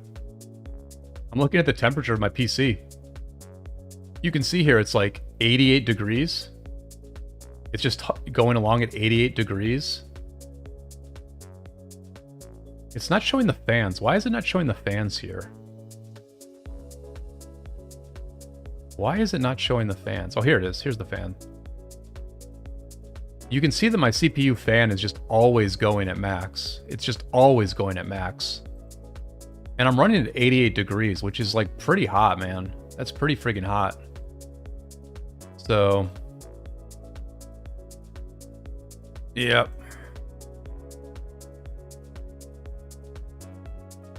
Simple Coders, I own a transcription business. So, sometimes we are very busy, and sometimes we are not busy at all. So far in this war, I have not been busy at all, and so I've had a lot of time to chain barbs and do forts and do all my bastion quests, and I've made like 7 or 8 YouTube videos this month because I've had a lot of free time. So yeah, sometimes I have a lot of free time and sometimes I have very little, and you know.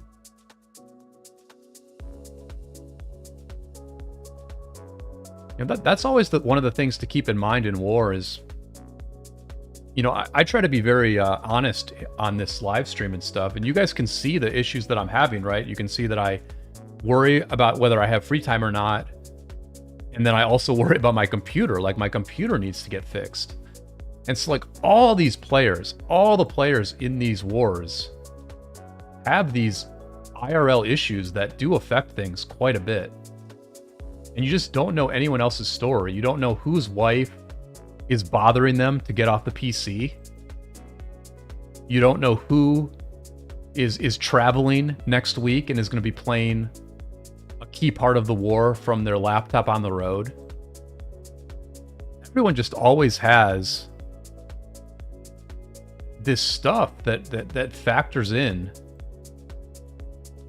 But it's amazing how so many people can collectively come together and literally fight in huge groups for more than 36 hours straight at this point.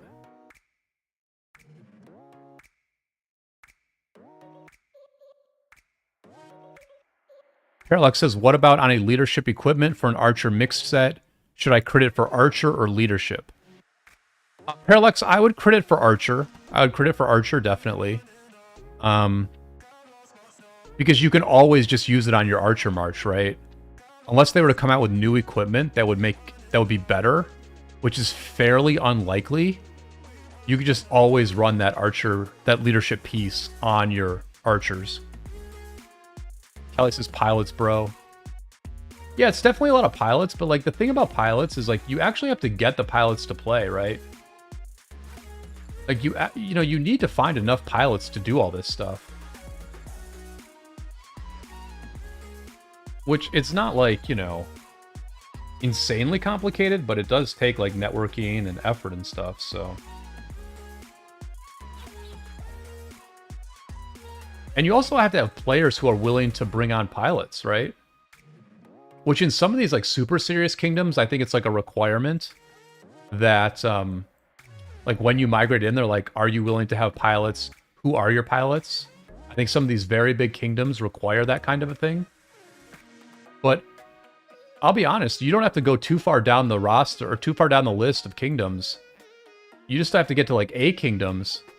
And I think what you're going to find is you're going to find a lot of players who like don't even want pilots. They like don't trust it. They don't, you know, they just don't want pilots on their account. Kelly says there are thousands. Yeah, I mean, maybe so. Maybe I'm just blind to it. Maybe I'm just like not connected. Look, there are plenty of issues with Rise of Kingdoms right now that I'm not going to talk about tonight. I think after this KvK is over, we need to do a podcast of some content creators who are in our KvK, and you know, we're going to fight for however many days against some kingdoms who obviously do use a lot of pilots, kingdoms who obviously are very, very good in the open field. And I'm going to see what that's like. I'm going to see what the experience of this KvK is like. I'm not going to prejudge anything. But I think after this KvK, I think we can do a pretty honest state of the game. A few months ago, I made a video about whether Rise of Kingdoms was dead or not, and I think what I argued was that the game itself is very good, but that the systems around the game need some fixing. And I think that's probably the issue now. I think the issue now is roughly that the game is too much about brute force power. You know, just having enough resources, speed ups, and pilots to just have non-stop open field presence that, if the enemy cannot do the same thing, is just oppressive to deal with, right? Like, most kingdoms simply cannot deal with 2429 right here, right? Like, if a kingdom like 2429 can put together a ball of this size that stands at their flags, then, you know, most kingdoms in this game simply cannot burn their flags. It doesn't matter how organized the other team is. It doesn't matter how hard the enemy team tries. It doesn't matter how well they've built their accounts or how good their vibes are. If a team cannot get through this size open field, then they simply cannot beat 2429. And 2429 doesn't necessarily need to be all that organized. They just have to be able to form an army this big 24/7, right? They don't even all need to be on voice chat, really. They just need to have people logging in, following a marker, going to this spot, and fighting any enemy that gets near them. You know, it doesn't have to be that complicated, really. I'm not saying that there's like no intelligence here. I think there's plenty of intelligence in this kingdom. But the question is this what should be the biggest key to success in this game?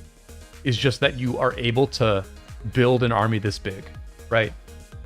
Is that like the table stakes of being one of the most successful groups in the game, is that you have to be able to build an army this big? Which essentially means a bunch of out-of-game things. It means recruiting. It means messaging a lot of people on Discord. It means getting resources in one way or another. It means having pilots. It means having some way of controlling these marches so that they fight effectively in the field. But is this what the whole game should be? Is building this ball what the whole game should be? Or should it be about the whole map? Should it be about your build strategy? Should it be about filling rallies, filling garrisons? Should there be other elements that the game introduces? Should there be economic elements of the game? You know, we see this ranged march here. What if ranged marches were very powerful, like archers in medieval warfare were powerful? But what if they were limited by the amount of ammo they had? And what if kingdoms had to make decisions about how much ammo do you bring to a KvK versus how many swords do you bring to the KvK, or how many crystals to build flags do you bring to the KvK?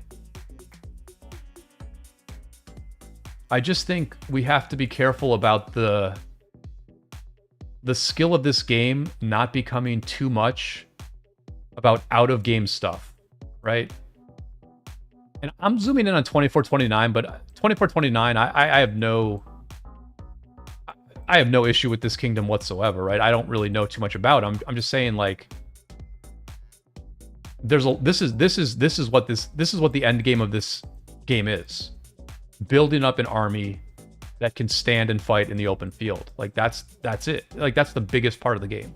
Recruiting and having enough resources, having enough speed ups, spending enough money to buy the crystal tech, to get the gold chests, to get the speed ups for your whole group.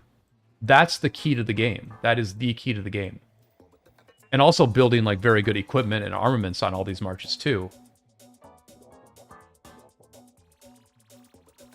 And we're going to see in the war that we are about to fight, in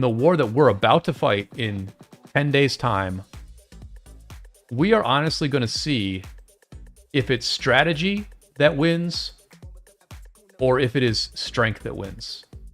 Because I do think that our opponents are stronger than us. I think that is not up for debate. If you look at the kill points, the enemy has the top 3 alliances. Okay, our enemies have the top 3 alliances in kill points, right? The top 3. Their top 3 has what, roughly 2.7 trillion KP. Our top 4 has 1.28, 1.86, 2.36, 2.4.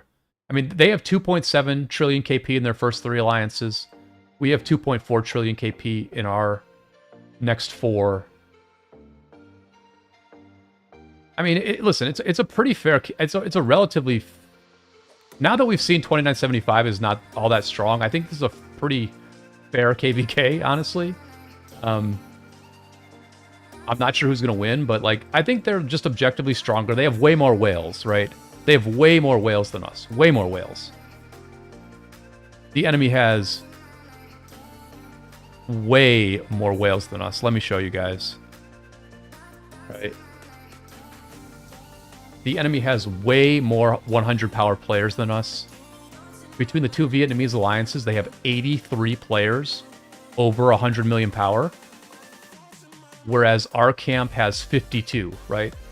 Wind camp is considered very strong. We have 52 100 million power players in our alliance. Whereas the 2 Vietnamese alliances have 83, right? They have 8 players over 200 million power. We have 0 players over 200 million power, right? And they are way ahead of us on kill points, right?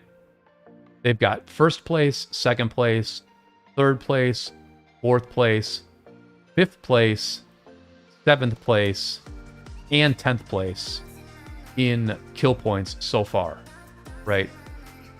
So they do have stronger accounts than us, but it does feel a bit like we are better strategically than they are. Or maybe we just have more garrisons and more rallies. And maybe we know how to use our farms better. So we'll see what happens, honestly. I'm very curious to see what's going to happen.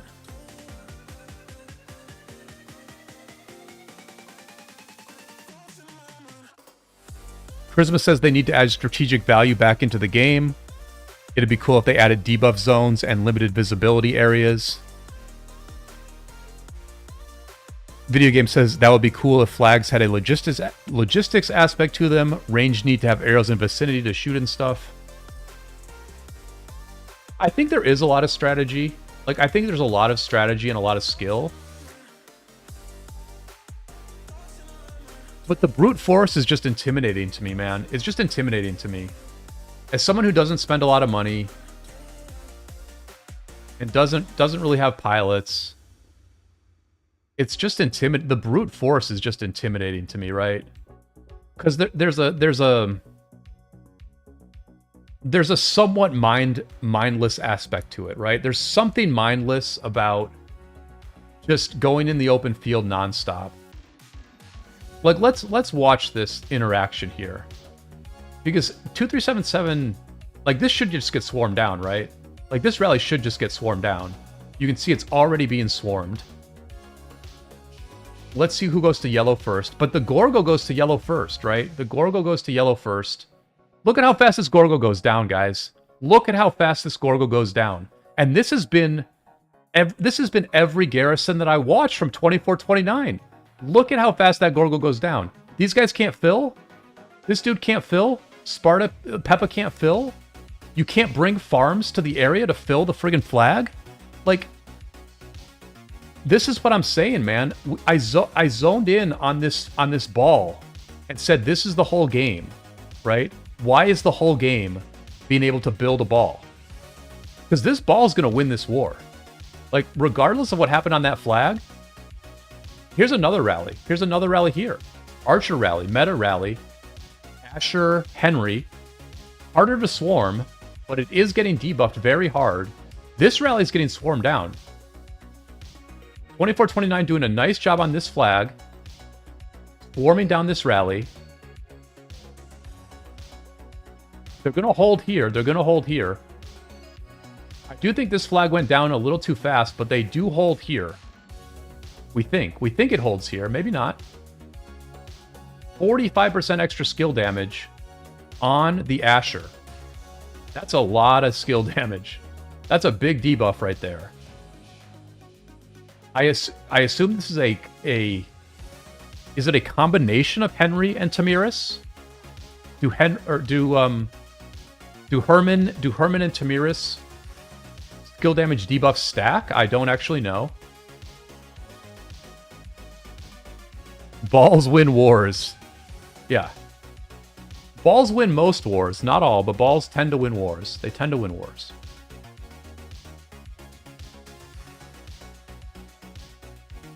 But a nice swarm on that rally there for sure for 24-29. Giving you a glimpse of how they have managed to hold this front for well over a day at this point. Earlier they were trying to build flags here. I believe they also may have been trying to build a flag. They were trying to build two flags. Maybe it was over here? I'm not sure.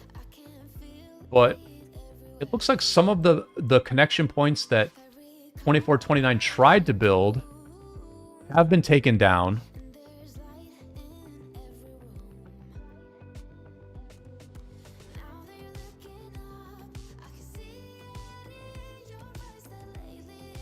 Ghost says, brute force is probably the only way to make real money for the company, though. It's not that bad, could be much worse. I absolutely agree. It's not that bad. I mean, I'm like giving a point of view. I'm complaining because, you know, we're not a brute force kingdom. I'm complaining because I'm jealous of these brute force kingdoms. Life seems easier in these brute force kingdoms. You know? You can shut your brain off from time to time in a brute force kingdom. Have some happy fun time trades in the field. So it's definitely not that bad. It is definitely not that bad. It's a pretty good game. It's definitely a pretty good game.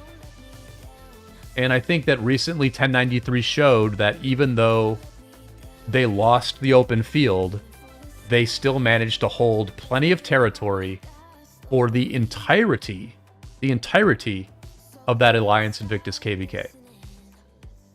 1093 held territory for that entire war, despite being out brute forced by their opponents. So it's definitely not bad. It's definitely not bad.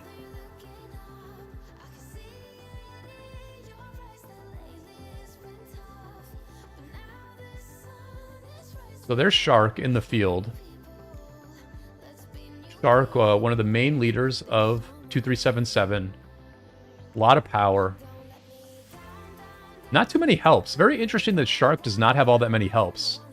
Only 80,000 helps on Shark, but see, this is so interesting, right? These stats are interesting. Shark has an enormous number of victories, which means that Shark has done a lot of barb chaining and a lot of barb killing. 615,000 victories is quite literally the most I've ever seen. That's actually the most victories I've ever seen. So Shark has like way less helps than like most active players, but way more barb chaining than most active players. Very interesting combo there. Let's look at Mr. Hope. Yeah, Mr. Hope has very few helps. Wow. That's crazy. Wow, why do these guys have so few helps? That's like really weird. Charisma says 1093 were punching above their weight class for sure, and they did well.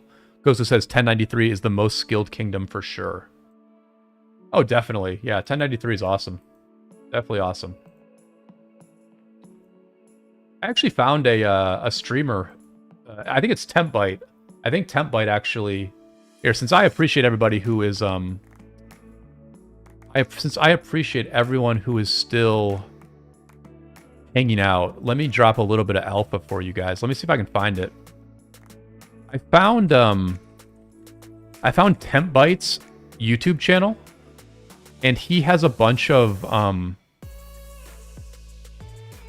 videos of like piloting in 1093 during like the most recent KvK. And you don't get like a ton of you know, I shouldn't really share this because Gosu is my opponent in this KvK. Actually, I kind of messed up here, but I'm gonna link it anyway because I do appreciate everybody hanging out this far. If you do want to watch a bit of 1093 in action, you can watch that YouTube channel there. He does have a number of videos of 1093 fighting in this most recent KvK. I watched it for quite a while. I found it pretty helpful. I'm not going to say how it's helpful because obviously Gosu is my opponent in this war, but yeah. You know, for those who that's for people who are like real serious about this game, right? The thing that's crazy to me is that like the content that I really like watching in Rise of Kingdoms is actually pretty different than what other people like.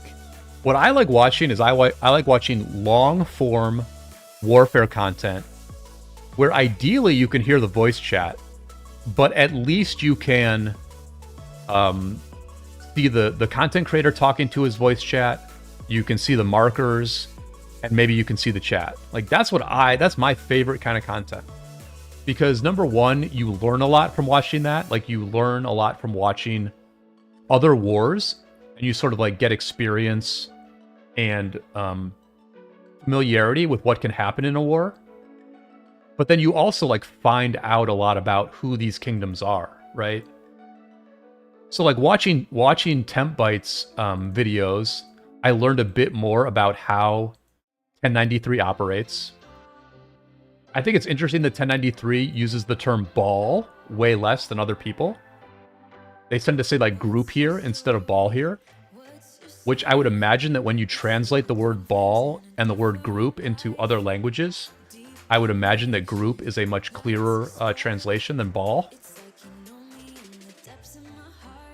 And, you know, I've learned about other kingdoms as well. You know, I've learned a fair bit about Big Kane's kingdom from watching his long-form content. In the past, I learned a lot about 2268 from watching Plato's long-form content. And there would be times where Plato would, like, open up the voice chat and play the voice chat of whoever happened to be on voice chat at the time.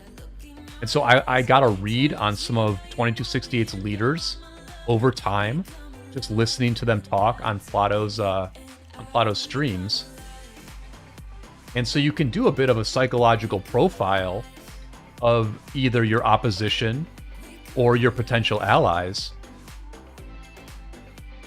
And that's the content that I really like. I mean, I could care less about what a YouTuber thinks are the, you know, the top 5 marches in the game. I already know the top 5 marches. I don't need to watch a video about it. I could care less what a YouTuber thinks about a unreleased commander. I'll find out once they're in the game. But I like watching the actual like fighting. You know what I mean? I like watching the actual fighting. Interesting rotation here. What's going on? Okay, well, here we go. Here we go. 2377's ball is going to say hello to 1900 and 2650's 2614's ball here. They're going to try to interrupt this ball before it forms, but I think 2377 is in a whole lot of trouble here. First of all, they're getting swarmed. First of all, 2429 has taken this opportunity to swarm down this very important flag, right? Very important flag just got swarmed down. And now 2429 is just going to walk down here and help out their allies in this fight against 2377. Very interesting movement by 2377. I think what they're trying to do is they're trying to destroy a ball that is outnumbered, right? 1900's ball is getting here gradually, and so they are trying to destroy this ball before it forms. They're also trying to destroy the ball that is far away from their cities. It will take this ball a long time to refresh, whereas it will take this 2429 ball very, very little time to refresh. So I guess this is a necessary choice by 2377. As I think about it more, I think they have made the correct choice. But ultimately, the opponent has put them in a tough spot by finally bringing this ball up here. You know, this is a pretty big moment here where 2429's allies are so comfortable in the south that they have the luxury of bringing their ball all the way up here to get wiped, to be a distraction, to be a genuine distraction to 2377. Let's now see if 2429 can clean this thing up. They are fighting in 2377's territory. The numbers look...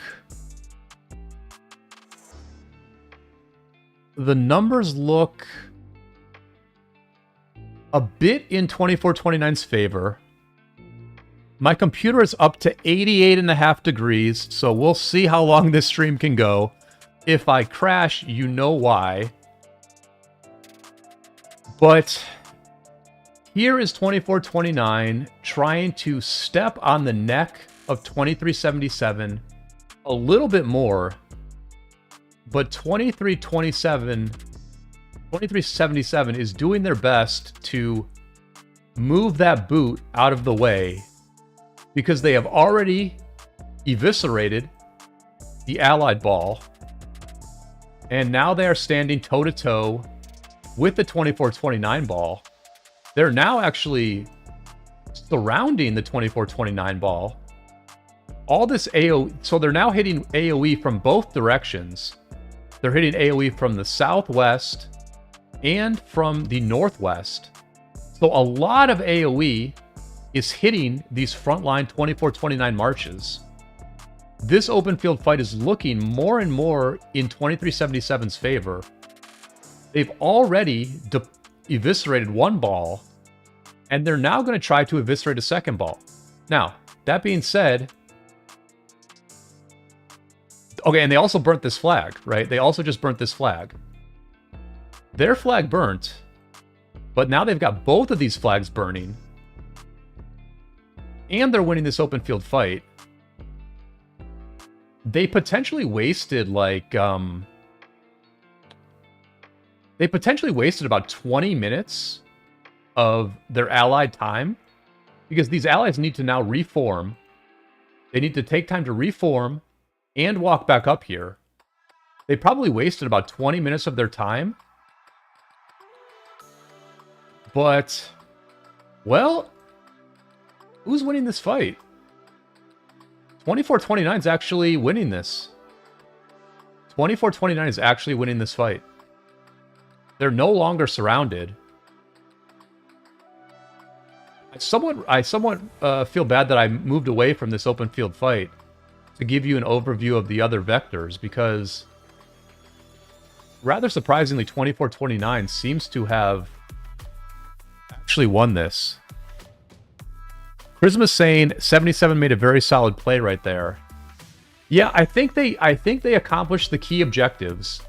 They removed the allied ball from existence, and they burned a flag. So 77 did accomplish the key objectives, but credit to 2429 for either winning or drawing an open field fight in GV77 territory, right? Well, actually, it was mostly in AO77 territory. So GV77 was actually not getting buffs for this fight.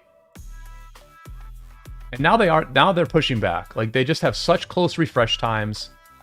2429 has overstayed their welcome. A lot of their marches are pretty low here, I think. Although some are not. One of the things, yeah, I guess you just retreat here. I guess you just retreat here. All in all, a very good play by... All in all, a very, very good play by 2377. Very good play. Very, very good play.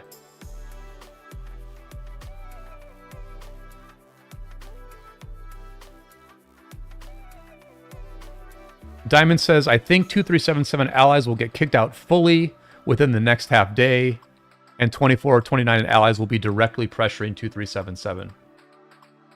Yeah, it certainly feels that way. It certainly feels like that's what's going to happen. You know?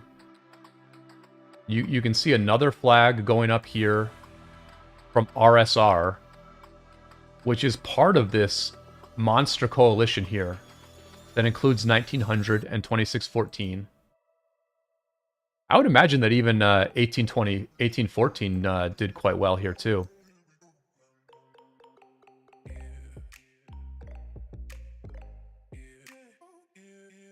But, you know, again, you just...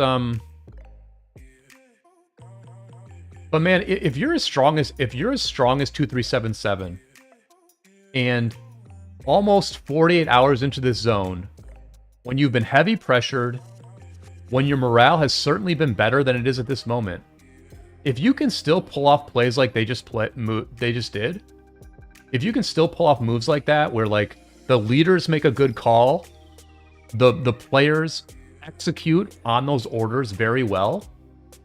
Like, does it really matter if you lose a KvK? Does it really matter? Like, yeah, it stinks to not get the Hunter inscription. It stinks to not get the Conquest coins.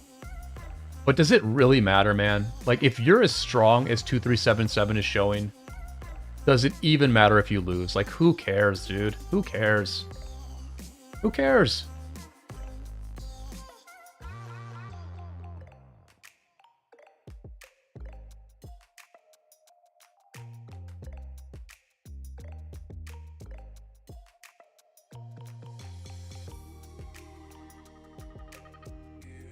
And my PC temperature is down to 87. Holding strong. My PC might make it till the end of this stream, as long as I don't open Algebra's armaments again.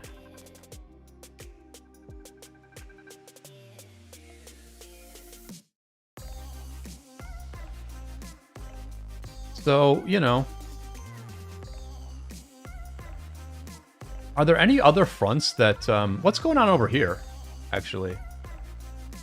Yeah, so this is, so look at where Shark is. Look at where Shark is. Shark's over here, prioritizing this flag getting destroyed. You know, look at the priority. Look at the priority of Shark here. You'd love to see these resource tiles get gathered. I mean, obviously everyone is tired at this point, and it's a monster pain in the ass to gather these tiles, but you'd love to see more tiles gathered over here. I will never here, I'm gonna pull up one of my greatest hits while we just meditate on this rather crucial front that's actually not being defended by too many people, although it looks like 2429 might be trying to hit this flag at this point. But let me go to one of my greatest hits real quick. If I can. Is it this one?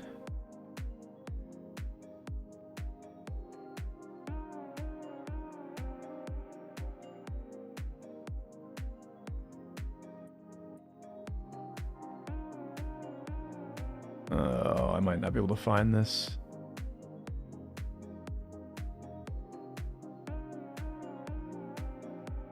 Yeah, so it looks like 2429 might want to set up on this flag here.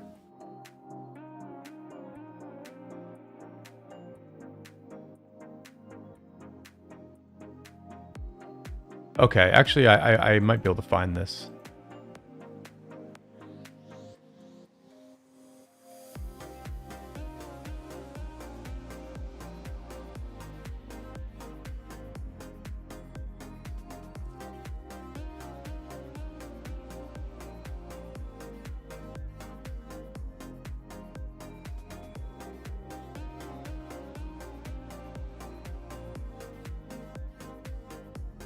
What I'm trying to find is how, when given the opportunity to like gather a bunch of tiles and open up like a ton of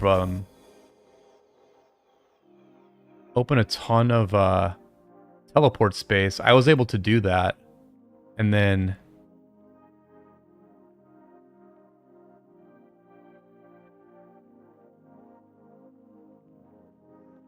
here's like a pretty good example. No, that's not a good example. Boy, I'm just bringing my stream to a halt trying to find old footage. Never mind. Anyway, you know, there was a key moment in our last KvK where, like, we were flanking 2268. It was very quiet, and so I was able to get a bunch of people to farm all the tiles in this sort of area that no one cared about. And so then we had this, like, perfect setup where we had massive teleport space to burn some 2268 flags. That was then the point where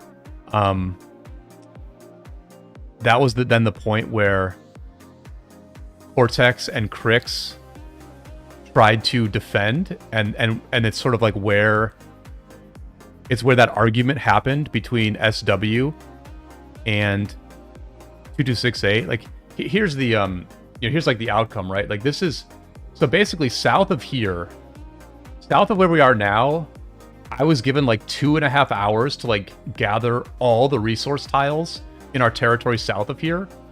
So we just had like perfect maximum teleport space.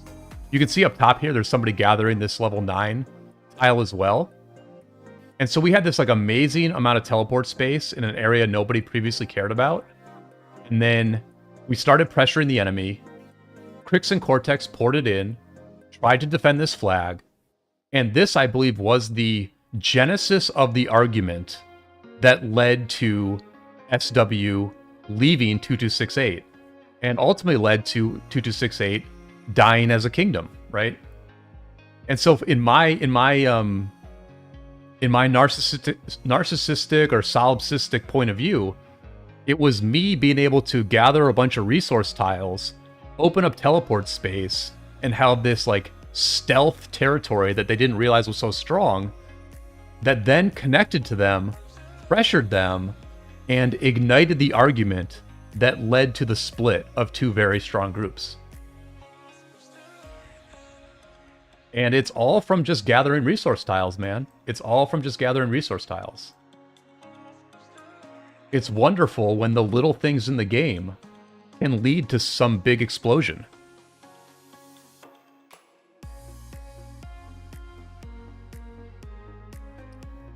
Water cooled or air cooled? My computer is air cooled. Yeah. I might emergency buy like an external cooling fan. I might buy like an external cooling fan just as an emergency, which could do the trick actually.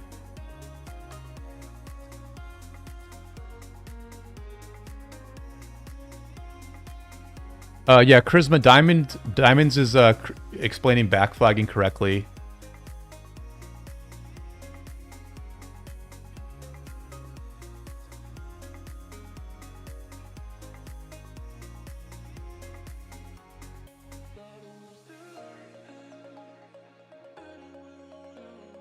So this Gorgo's holding up here. Looks like they swarmed down that rally. Now, yes, this flag is healing. Let's see what is happening with the other ball. Let's see what is happening with the other ball. You know, what Cool could have done is they could have gone like to this side, right? They could have actually safely approached and like formed up with 2429's ball. So look at this now. Now 2377 is feeling themselves, and they're trying to open another front. I think this is correct. I think maybe at some point 2377 has lost sight of how to beat 2429. I think the way you beat 2429 is you stretch them out. You make them defend multiple things at once, because you can see that they're not even trying to defend this flag here. So you love to see this. You love to see some very interesting things still happening in this war. I thought I was writing a clickbait thumbnail. I really thought I was doing a clickbait thumbnail, but the more I watch of this and the more we talk about it, I'm starting to feel like this is the best war of 2024. Just because the action is so good. Like, the losing team, the team that seems to be losing, is actually winning more of the engagements against their primary adversary. And so it's like almost like a war inside of a war. There's the overall war, there's the larger war, which 2429 is likely to win, since they and their allies now control 2/3 of Kingsland. But in the war within the war of who is the stronger kingdom, so far it is 2377 who's winning that war, I would say. Because they're rather impressive. Like, the morale has got to be down for these guys. Like, it's hard to rally people at this point. Or it's a little bit hard to rally people. But they're still, you know... I mean, they're not making too much progress against 2429, but they're trying to. They're trying to. And these two flags here are interesting. Like, if they can burn these two flags down, that would be very interesting. Very interesting. And so now these two balls are split, actually. These two balls are now split. There's some fighting up here at these flags that are burning. Mr. Hope is up here.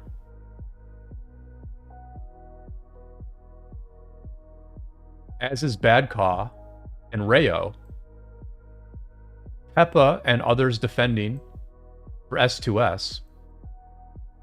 But then there's also this actually larger fight down here on this new flag that GV77 or AO77 is trying to build.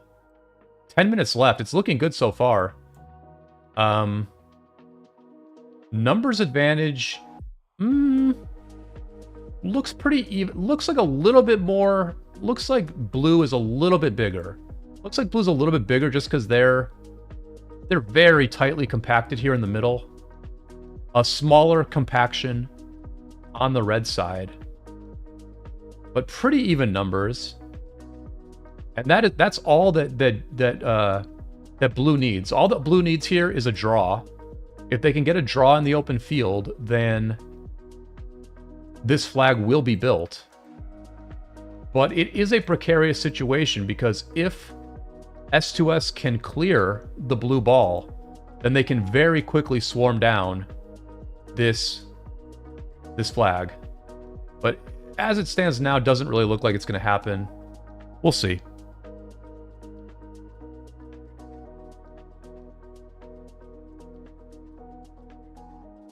Diamond says, well, the thing is this or the first or second KvK between 1960 versus 1093, or the more recent KvK with 1093 and 1960. I'll be honest, I didn't watch a ton of the first KvK of 1960 versus 1093.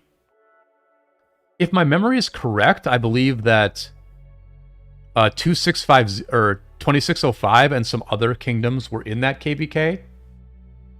If my memory is correct, I believe that 960 focused quite a bit of energy on 2605 in that KvK. 2605 perhaps played a spoiler role with some of their garrison defense in that war. And it is worth noting that after that war, after that loss by 960, a couple of their main leaders, their main war strategists, Leopard and Fish, they both retired after that war. Leopard and Fish both retired after that war, where 960 put a lot of energy into fighting 2605 and then lost to 1093. Now, I did not follow that war closely. I will admit that I did not follow that war closely. I don't know how close the fight was between 1093 and 960. I couldn't even tell you which zone the fight between them took place in. But I'm just not sure how close that war was, Diamonds. I'm just not sure how close that war was. And so that would maybe make it a little bit lower on my ranking list than this war, and also the more recent 1093 versus 89 GT war, which, while it was not super close, it was played at such a high level that you have to rank it quite high.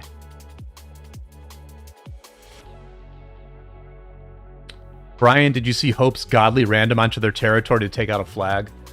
I didn't see that he took out the flag. I did see that Hope was on, had his city on S2S territory earlier today. I'm surprised it moved. I guess they must have forced it out. But yeah, I did see that he had a really good teleport earlier today for sure. I mean, these two players are just, I mean, I think this is the strongest combination in the game, in my opinion. I think these two players are for sure the strongest combination in the game. They seem to play very well. I would imagine I don't know how often it's the main account owner playing versus pilots. My impression is that the main account owners play a lot, but I don't really know.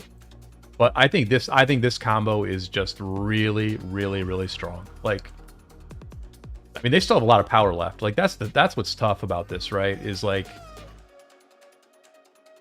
even if 2377 falls back as this KvK goes on, basically, like, every flag that 2429's team builds towards this part of the map for the rest of the KvK, like, every single flag they ever build has to be built carefully and with a lot of protection. Because when you have players like this who can just, like, insta-teleport on your flag and swarm it down very quickly while getting a good trade that does nothing relevant to their overall power, that makes this team very, very explosive. Very explosive and perpetually dangerous. And you can see now that 2377 has cleared that ball. They won the ball fight down here. They kind of lost the ball fight up here, actually. But they are going to build this flag. And they are going to connect this flag. They might have been connected earlier. I would imagine they were connected earlier.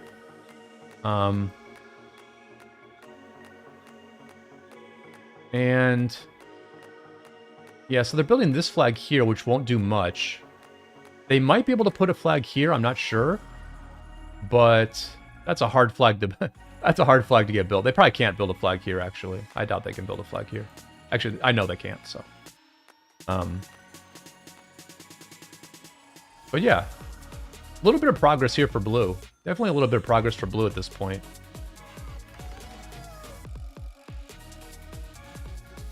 You can see that the front line of S2S is way less impressive. I mean, obviously, they have Cyborg here and they have Baba here. But, you know, they've got a lot of, like, just 90 million power players. 90 million here, 80 million here, 92 million here. Jara at 95, Grey Wolf at 82. You can see that, like, the whale advantage is definitely in GV77's favor, I would say. They definitely have the bigger whales at this point. And you do always wonder, if, like, speed-ups and resources can ever play a role in a war like this. Skier says in the chat, I don't think they use pilots. They have been asked a lot. That's very interesting info, Skier. Appreciate that. Yeah. I wouldn't be surprised, right? I mean, I wouldn't be surprised if they didn't use pilots. That's sort of why I said, like, I just wasn't sure, and I feel like the actual account owners do play very well. But you do wonder in a war like this, you always have to wonder, do speed-ups or resources ever become an issue? I think it's more likely that speed-ups become an issue than resources. for you know, high level Imperiums like this, you assume that they will always have enough resources. But it's just something you don't know. You just don't know. Now, honestly, this war has not lasted very long. Like, this is not a very long war. I think it's been less than 2 days, if I'm not wrong. Maybe this is day 3. Actually, let me check. Let me make sure I have this right. I'm just gonna go to Apocalypse Gaming's channel and see for how many days he has been streaming this. Yeah, it's been like 2... When did this start? It's always hard to... Or let me look. So this war started... I'm just looking for the date on one of Oppo's streams. He's always in dot mode. Here we go. Where is it? He doesn't show the date. Oh, he's got the date blocked. I should know if this is day 2 or day 3, but I actually don't know. I think it's day 2. Christmas, I thought it was open 2 nights ago. I thought it opened at like 12 UTC. I thought my thought was that at 12 UTC tomorrow it'll be 3 days. We start on the 21st. Okay. Yeah, so it's been like 2.5 days. It's been like 2.5 days. Yeah, that's what I thought. I thought it was like 2.5 days.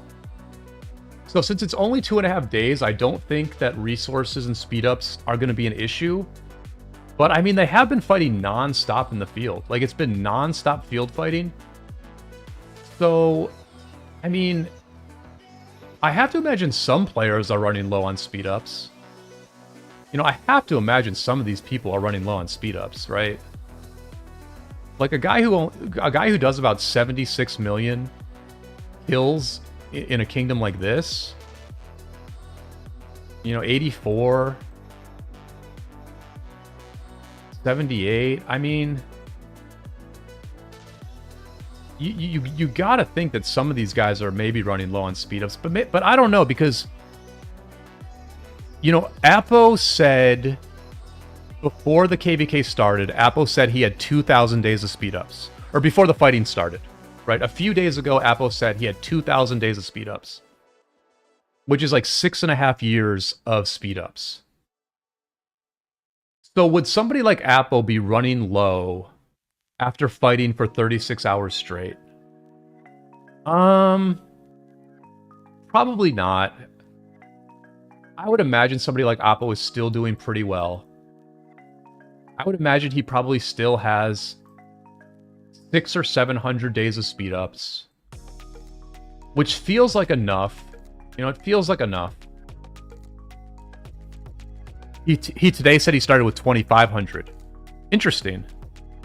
Danky, welcome to the stream. Most satisfying voice on ROK YouTube. Appreciate it, Danky. Appreciate it. Good to hear from you, Danky. And yeah, hopefully we cross paths a bit in the coming days. Gozu says Apo earlier said he had used about 1,000 days of speeds.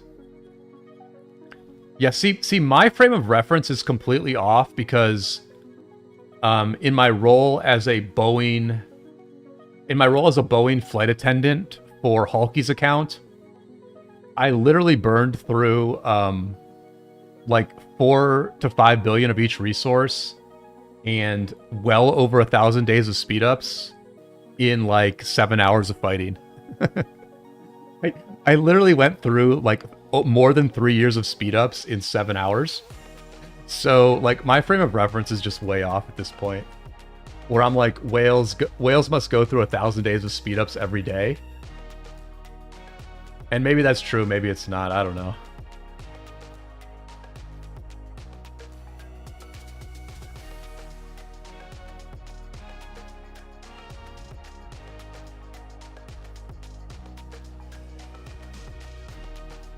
All right, so another rally on this flag. Looks like they're swarming these things down now. Let's see if this Let's see if this Scipio turret can hold up. They're keeping it kind of full. The Gorgo's going down. The Gorgo is going down. I assume they're swarming it. They did a nice job of keeping this Scipio up. An actual bona fide battle where both teams are filling. Both teams are filling and fighting under the flag. Worth noting that this dude did not switch alliances. Worth noting that Clearblade did not switch alliances. And so the Gorgo Hera was doing a lot of AoE damage there. They got the burn. They got the burn. I would imagine the trade is in 2429's favor just because of the AoE. I think the AoE was pretty massive on that one. And it just goes to show, like, how important it is to keep that garrison up. If you had kept the garrison up for longer, you would have done more and more AoE damage, right? You would have done more and more AoE damage. So, you know, just switch alliances, bro. Just switch alliances.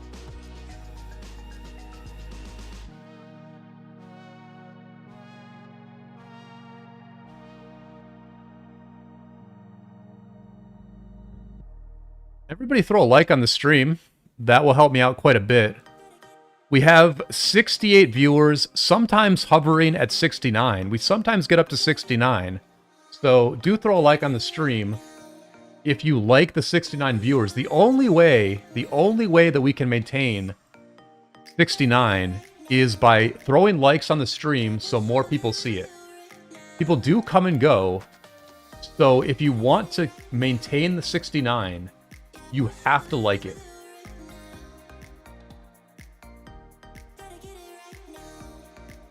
Did they insta-burn this? Okay, so now this flag is probably going to be... Oh, wait, what can they touch? What can they touch? They can touch this flag. This flag here likely to be the next target for GV77 because they are burning... Oh, no, this one. They're probably going to be back up here. Looks like maybe the second to last heal on this flag right here.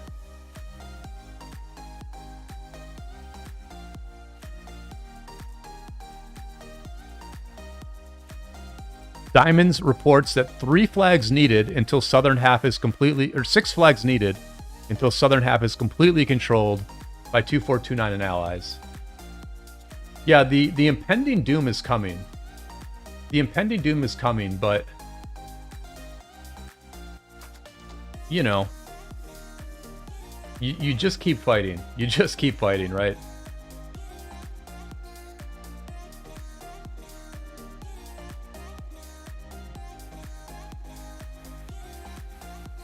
It must be a great feeling to be one of these players from the, we should get the name of this, from the OMG Coalition. It must be a great feeling to be in the OMG Coalition. A Mongol horde just spanning across the map, their influence expanding across this zone. They've had so much success, and they're watching a hard-fought KvK go in their favor, right? They're watching a hard-fought KvK go in their favor.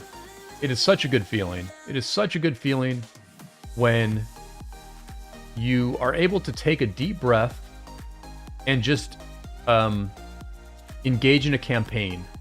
Engage in a very mechanical campaign where you go from one flag to another, you maintain your open field presence, you rally effectively, you get your new flags up, you burn a bunch of stuff at once. I mean, look at this flag. I mean, this is a sweet flag right here. Look at this. Burn, burn. Burn. I think you can burn that. I'm pretty sure you can burn that.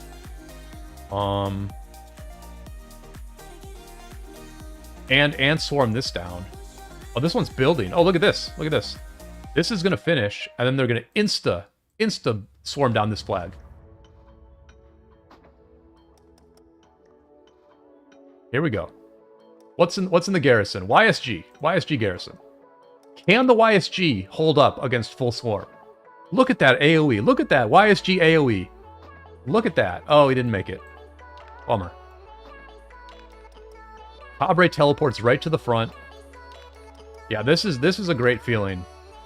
It's a great feeling when the game gets mechanical. I love when conquering gets mechanical. You just do it point by point. You don't really even need to be on voice chat. Like, at this point, you can do it all by markers. And so, really, you just hang out on voice chat for the vibes. And the occasional discussion about the optimal place to put your next flag. But, yeah, for me, this is either my favorite or second favorite part of the KvK. I like it when we officially win. I do like it when we officially win. But the step-by-step taking of enemy territory, where it's like very robotic, right? It's very robotic. You have to think, but you don't have to do anything all that complex. I love that. I love this part. I love this part. Because everybody's in a very good mood at this point. Very good mood. Popo knows Cabre, it looks like. Look a bit to the left. Over here? Yep, here's cool building over here. Boy, it looks like they just cracked him open over here. Not much resistance. I mean, a few... And the blocking flags are late. The blocking flags are late at this point for the green camp. This flag is going to get done, and then this flag, which is not even full, is going to get destroyed before it can be built. So they are well and truly across the river at this point. Interesting that... very interesting that the blue camp brought their ball up here once. They brought a big ball up here once. It was destroyed. And they actually haven't come back up here. They actually haven't come back up here. I wonder what went on there, you know? Because they could go back up there, honestly. I mean, they don't need... They don't need a lot of force down here, right? Like, this feels kind of over. And this is something that... Actually, these blockers... I don't know about blocking with the Karawak whistles, right? Or the Kahar whistles, because these only last for like 30 minutes. So I don't know about this block here by Lil B, who's not even here no more. But yeah. Shipfish says, what are the teams? The teams are pink, green, and red. You can see that the third camp here is now stuck. They lost their territory in Kingsland. Apparently, one of the kingdoms in this camp was like the third best performer. Someone said that this can that be true? No, wait, not this camp. This one. Someone said that this camp, this alliance here, was like the third strongest performer in the KvK, maybe by KP, which is incredible. There's Irgandir, viewer Irgandir. I've never seen his account before, actually. Very good Ark of Osiris stats on Irgandir. But yeah, apparently this camp played well, but it's green camp, red camp, and pink camp against red camp, dark blue camp, and light blue camp. So you can see that red and blue team is slowly turning the screws on their opponent. And after 2.5 days of fighting, we're witnessing in real time now that this thing is actually really being opened up. Green camp has held this river for just under 2.5 days. Green camp has held this river for the entire fight so far. And it's really just in the last maybe 6 to 8 hours that they have seemingly given up. It looks like maybe they're either on downtime or they've given up, because we have not seen this sort of destruction of Green Camp territory at any point before now. You know, they really did hold their ground for a long time, but their territory is being destroyed very, very quickly at this point. Very quickly.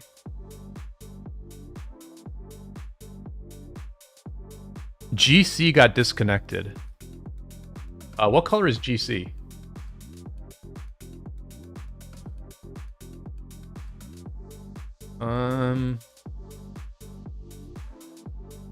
Oh! Oh my. Oh my. What happened here? Looks like they did some flag deleting. They must have deleted some flags. How did this happen? Holy smoke. So who... I mean, they have so many big whales. Oh, look at here's a body. But these players can be online. Like, you have to rally. I think that if you're 24-29... I mean, this will be a big-brained distraction. Looks like they're reconnected. Looks like they're already reconnected now. But AO77 is disconnected. I wonder what happened there. I do wonder what happened there. Because the one, like, GV77 was disconnected, but... Oh, it's the pass. It's the pass. They must be switching coalitions. Right? Yeah, they're switching coalitions. Yeah.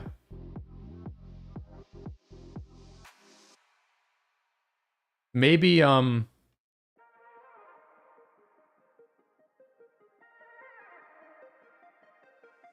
maybe, wait. Maybe this camp here. Maybe, maybe Vic. Yeah, maybe Vic took the pass or something. I think maybe what happened is Vic took the pass, but then AO77 also dropped coalition.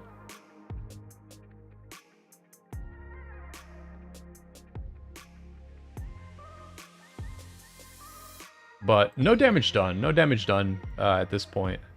Well, let's see. Let's make sure. I mean, can any... You know... Don't you go for some of these... Don't you make a beeline for some of these cities, man? This is where you stealth up, man. As someone who had a farm... I had a farm get swarmed down in this KvK, unfortunately. I got drunk last Friday, and I did lose a farm. Which... is very sad, actually, but don't you stealth up, do a loop around. Maybe that's what this guy's doing, actually. This guy might be stealthing around here. You hope he's stealthing around. You hope this guy's stealthing around right now. Make it look like you're going for the runes. Make it look like all 5 of your marchers are going for the runes. And then you hit these farms. Although... Are they back in? Oh, they're back in. They're back in. They're back in. No, they're not. Well, they're not in coalition. But it looks like their territory is connected.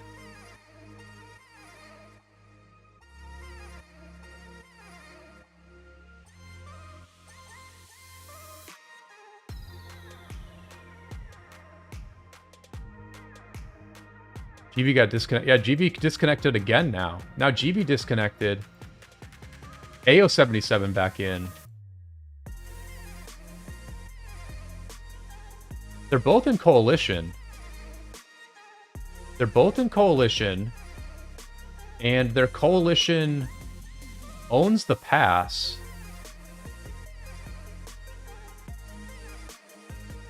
GV77 is trying to eliminate this risk by building a flag here. They just started this flag here. But... it almost looks like they decided to prioritize AO77 being safe. Which I think is the right call, because these farms were wide open for takeover. But now GV77 disconnected. I wonder why. Why are they disconnected? I guess... this is where like me not being a territory person is being exposed, because like I just can't. It takes me way too long to figure this stuff out, right? Because you have to be like, you have to go point by point, right? So GV77 has a flag here, but why were they connected in the first place is my question, right? They had this flag here and this flag here.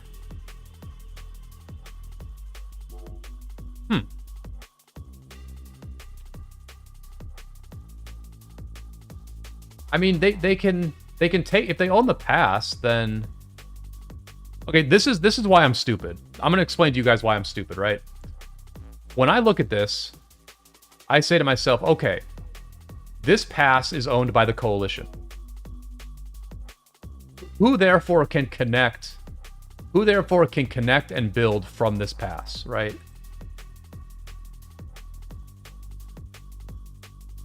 Yeah, I mean, I know they're not connected to the fort, but like, doesn't the pass give someone continuity to territory on the other side, right? Like, you take the pass, and then you build, but like, should that make all of this territory eligible? Or is it only one alliance at a time?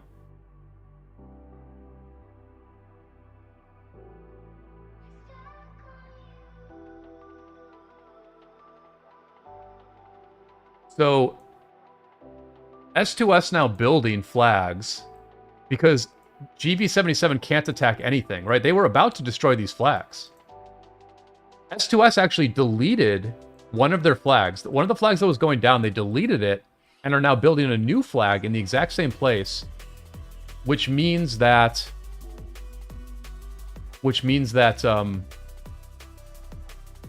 you know, all of that work that GV77 did is going to be for naught, because it's just going to be a fresh flag. As Diamond says, one alliance at a time. Yeah, what? So basically, like, one alliance holds this pass. Which is why, like, you basically need, like, everybody to have territorial integrity unrelated to the pass. Because the pass is just going to swap hands. Is I think the deal. I think that's the deal. But I guess what I'm saying is I'm just surprised this doesn't happen more often, right? Because there are always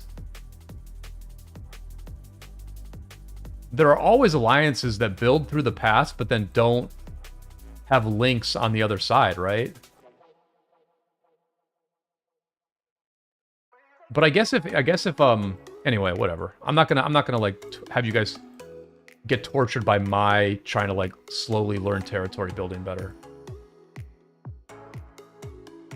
Some sort of a mistake definitely occurred on the 2377 side because they just lost a lot of progress. Although this flag was canceled, actually. This flag was canceled.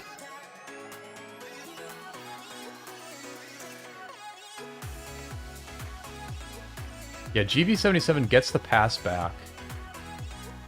And so they swarmed down this flag. And swarmed down this flag. Sorry, oh no, this flag is still building. So GV77 very much wants...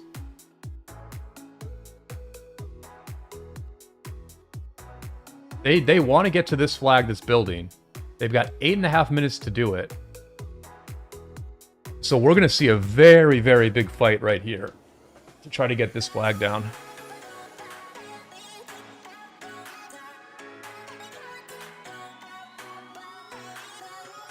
Diamond says, okay, so forts are used to jump over the wall, and one alliance, the furthest away, uses the pass to get across. Yep, Diamond, that's what I'm basically saying, right? Is like, a lot of times you see one alliance who just builds from the pass. They build from the pass and they don't have a fort. You do see that sometimes, right? And I'm just surprised that alliance doesn't get disconnected more often. Is it because, like, the coalition just never loses that pass, and so... Yeah, I mean, if the coalition never loses the pass, then it's not a big deal, right? It's not a big deal if the coalition never loses the pass. So they're disconnected again now. I think. Yeah, they're disconnected again. I don't know why it keeps going back and forth. I guess they're switching... Yeah, they just keep switching alliances. They're trying to figure this out. It's probably a bug with the pass. The pass is probably bugged in some sort of way. And so they keep trying to retake the pass one way or another. And this little roach over here, McAllen, has walked all the way across the map to get some easy kills. And Corgi's farm is just dead. Fate Changer. Fate Changer on Corgi 1818.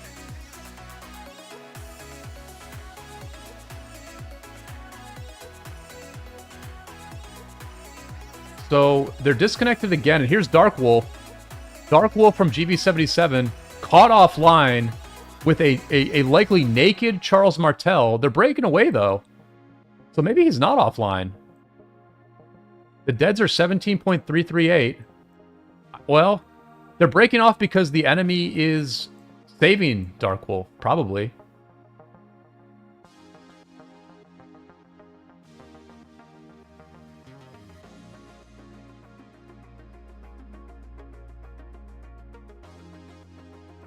They're trying to save Dark Wolf here. I would throw the Attila Takeda rally on this city, just in case. Throw the Attila Takeda rally on this city, just in case. Because if he's online, I doubt he's putting a Charles Martel on his wall. Although it's possible. I guess it's possible. Yeah, Dark Wolf's not down a lot, so... Mechmed says they had to change their plan to let another camp in KL. Yeah, I think that's what happened, right? Obviously, the other camp was taking this pass. But they didn't need to, though. That's the thing, right? Like, I think it was a mistake. I think that the red camp here was never supposed to take this pass. Oh, wait. It was this camp. It was the green camp. The green camp took this pass, is what happened. For no reason, right? Like, the green camp took this pass for no reason, I think. Because why would... I mean, maybe they needed to take it for something. Although I really don't know what. But green camp took this pass, and that caused a chain reaction. Where they just can't get this... Well, this is what... Yeah, okay.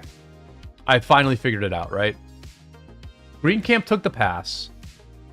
GB77 needed the pass to be connected. For some reason, they never built this flag here to have redundancy. Like, they could have had redundancy for the last 2.5 days. They could have had redundancy for the last 2.5 days. They didn't have it because they just kept the pass the whole time. Then as green camp is falling back, green camp for some reason took the pass, and that just screwed everything up. That just screwed everything up. And there may or may not be some bugs, because... Well, no, it's not that the pass is bugged, it's just that... It's that AO77... AO77 has to have the pass. AO77 has to have the pass because of this flag right here. This flag needs to be deleted, basically, right? And then an AO77 flag has to be built, right? But until that happens, only GV77 can build redundancy, which they're doing now, but it's going to take them a while. And in the meantime, S2S is going to get up a new flag here. Although to be fair, this flag is still burning.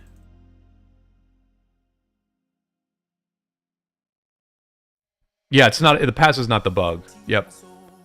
AO77 deleted a flag and let red camp build, and AO77 and GB were switching it.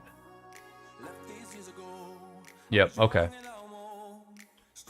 But why did red camp have to build this flag? Like, what's the point of this flag? You know what I mean? What is the point of this flag right here?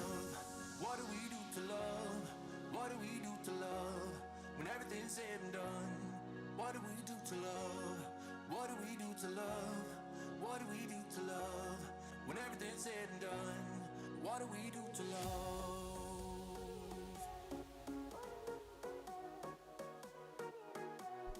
What do we do to love? What do we do to love? So pretty interesting stuff. I mean, When everything's said and done. I'll be honest. Like that's my biggest fear. I shouldn't say that. I shouldn't say. I make such good like psychological profiles of my opponents when they're YouTube content creators that I don't want to give like a full psychological breakdown of me, of my strengths and weaknesses, but yeah. It just takes me like a long time to figure out what's happening in a situation like this. So now AO77 is disconnected, right? Now AO77 is disconnected. Because they dropped Coalition, probably. I mean, you guys say the pass isn't bugged, but why do they keep dropping Coalition? Like, why does ownership of this pass keep changing at this point if the pass isn't bugged?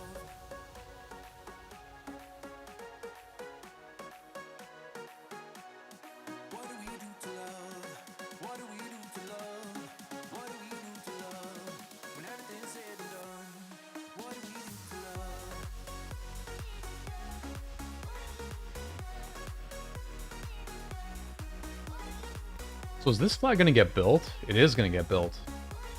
2 minutes left on this flag. It will go up.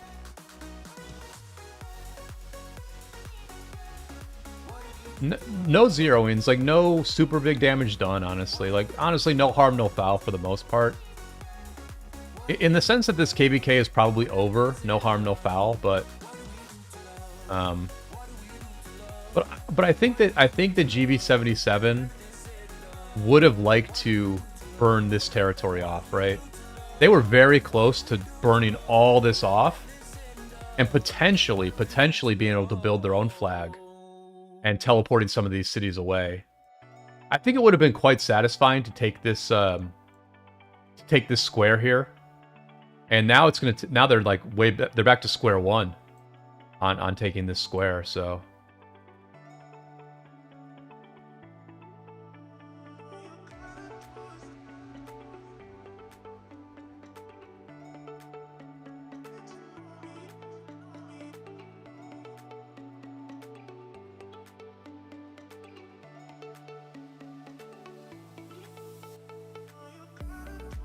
Popo says it's not dropping Coalition. One alliance can build from the pass, and other alliances can go through the pass but can't build from the pass.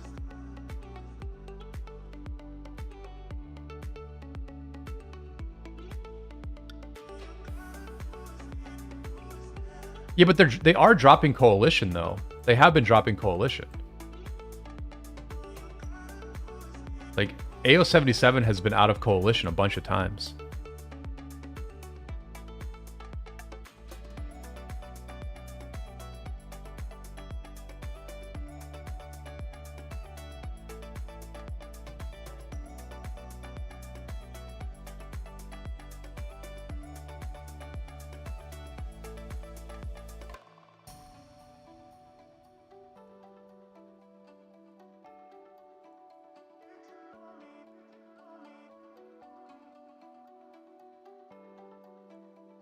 So last heal on this flag here. At this point, GV77 does not have the push to burn this flag. This whole disconnection party, which they are connected now. So Crisis is over. With this flag being built here, or actually I think it was this flag here.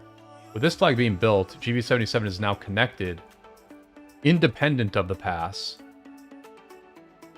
So everything is back to normal now, but GV77 has lost the momentum they had about 20 minutes ago.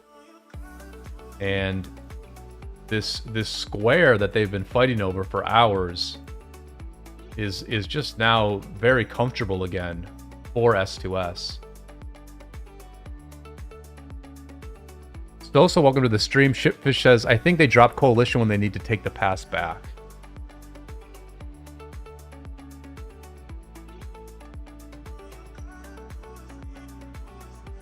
Well, I mean, if they're in the same coalition, then all of their players can move through the pass, you know?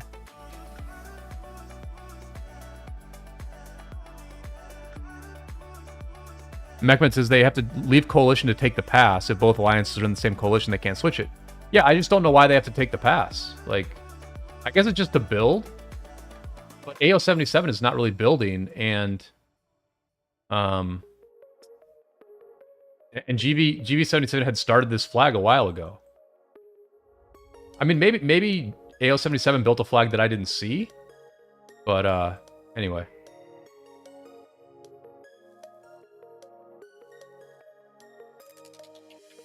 I guess what I'm saying is I don't know why GV77 couldn't have just held the pass, and AO77 wouldn't be in the same coalition.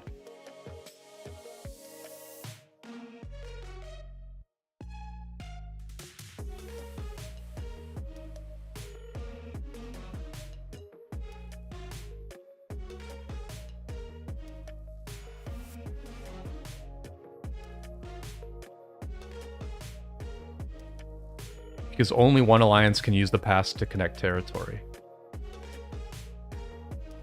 Yeah, but I feel like only GV77 was connecting territory.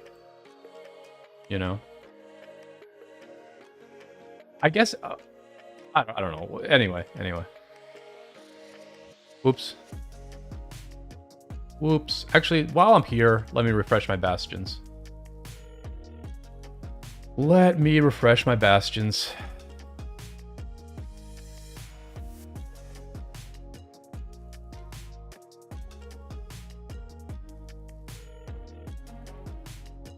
By the way, did we hit 1,900 subs? Did we hit 1,900 subs on this stream? We did. Thank you all for... thank you to everyone who subbed tonight. We are over 1,900 subs now. We are on the road. We're on the road to 2K subs. I should probably spectate wars more often, right? I should probably spectate wars late at night more often. Oh man, can I not, I'm gonna have to go back out. Dang it. Yeah, I should probably spectate wars more often, because I feel like I do get good viewership on these streams. And it's really fun and very easy to do. But I do appreciate everybody hanging out. Everybody chatting. The chat's been great tonight. So much to talk about. Everybody active. A lot of fun.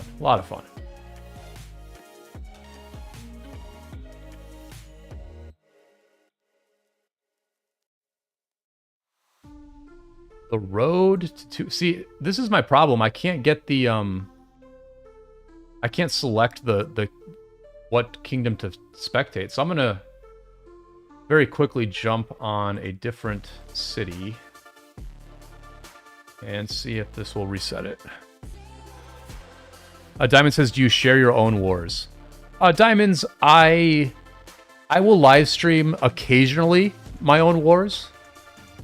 Not a ton, but maybe like two. I will stream sometimes my wars, but not like the most intense fighting. I tend to stream when things are a bit quiet.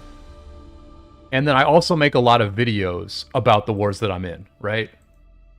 You know, one of the things that I do that really no other content creator does is I make highly edited videos that tell stories of the things that happen in the wars that I'm in.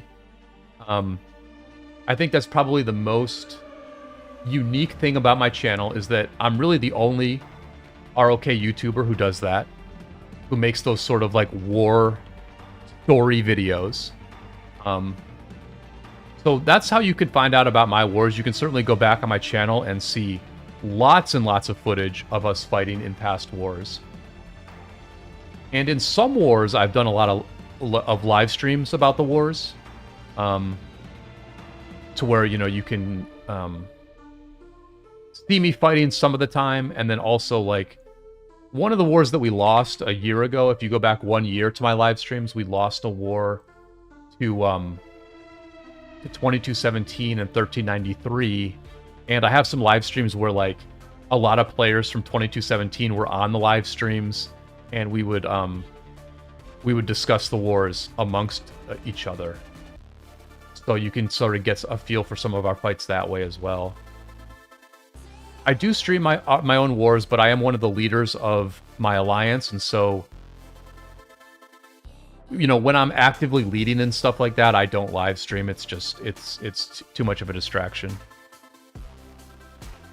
But if we ever get in a war where, like, I'm confident we're gonna win, then I would actually, like, just live stream it, throw a delay on it, and, like, ignore all of you. I did do that once, and it's something I would like to do more often.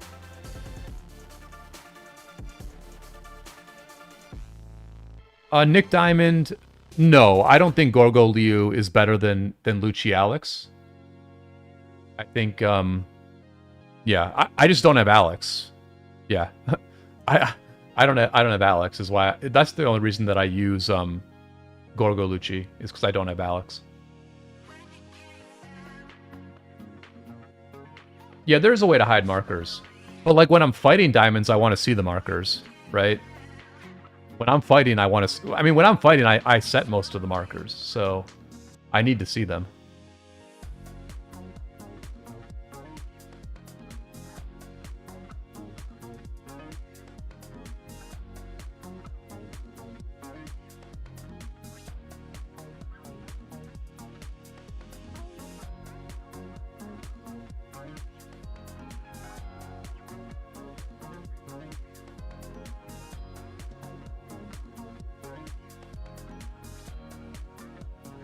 So, GV77 getting back to work here. They burnt this new flag, but they've got a ways to go for sure. And 2429 is just biding their time at this point. Oh, they're actually rallying this flag here. This new flag that's being built, but the rally gets swarmed down. This has been a very dynamic front, and it's interesting to see what a back and forth, like, flag battle, like, you know, fixed position flag battle is like between two, like, very strong kingdoms, where it's, I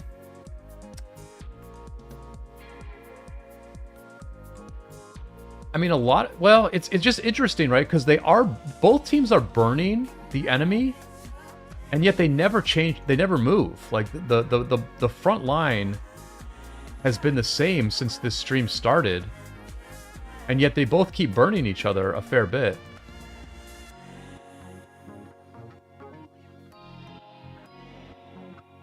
But, I mean, really,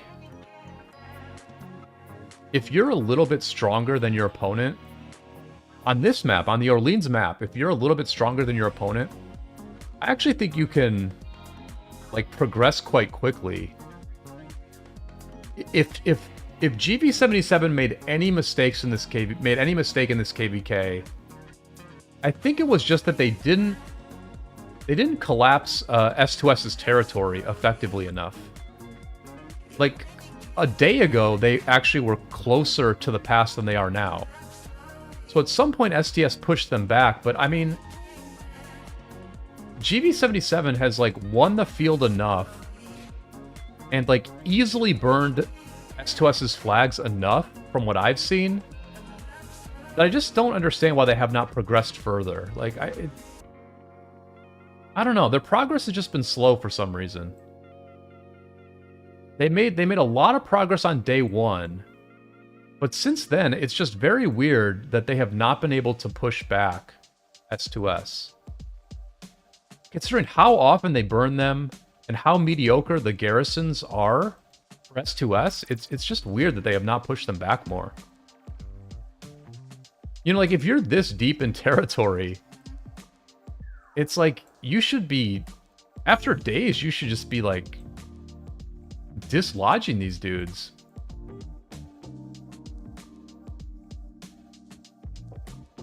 And that was their win condition. Like, make no mistake about it.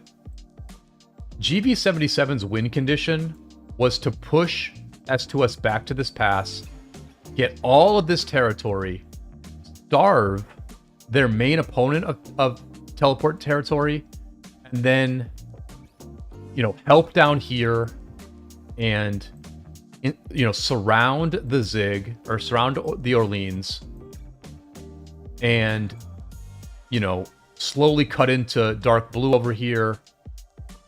That was the win condition, and they just did not achieve it. They just did not achieve it. Now you can say that their allies, their allies got beat. Yeah, their allies got beat, but their allies held for quite a while. Their allies held here for 2.5 days almost, for roughly 2.5 days. And GV77 was just not able to knock S2S out of the zone after 2.5 days, and they didn't even come close.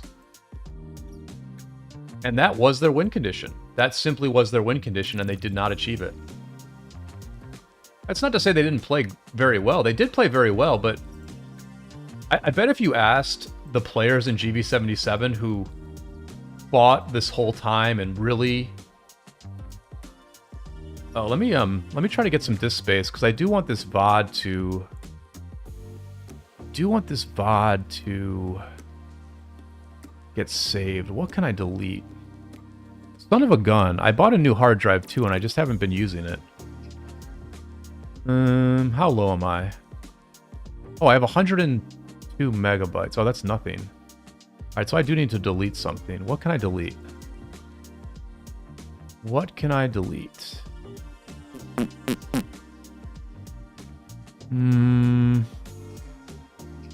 can delete that.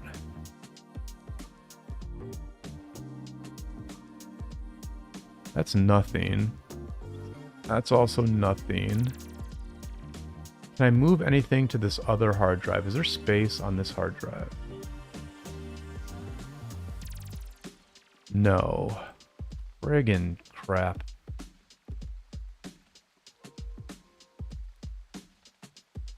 Well, you know what?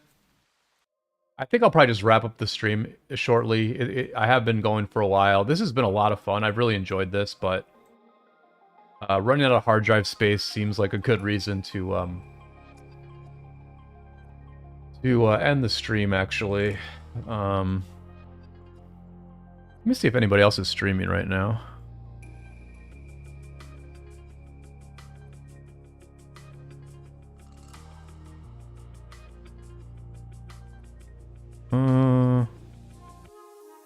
Let me see here.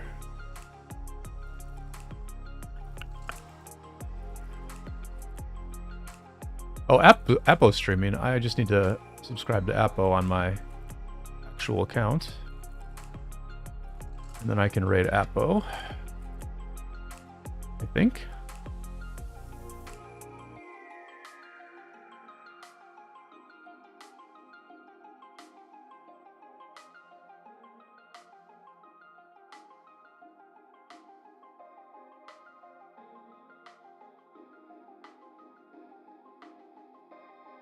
Why can't I raid Apo?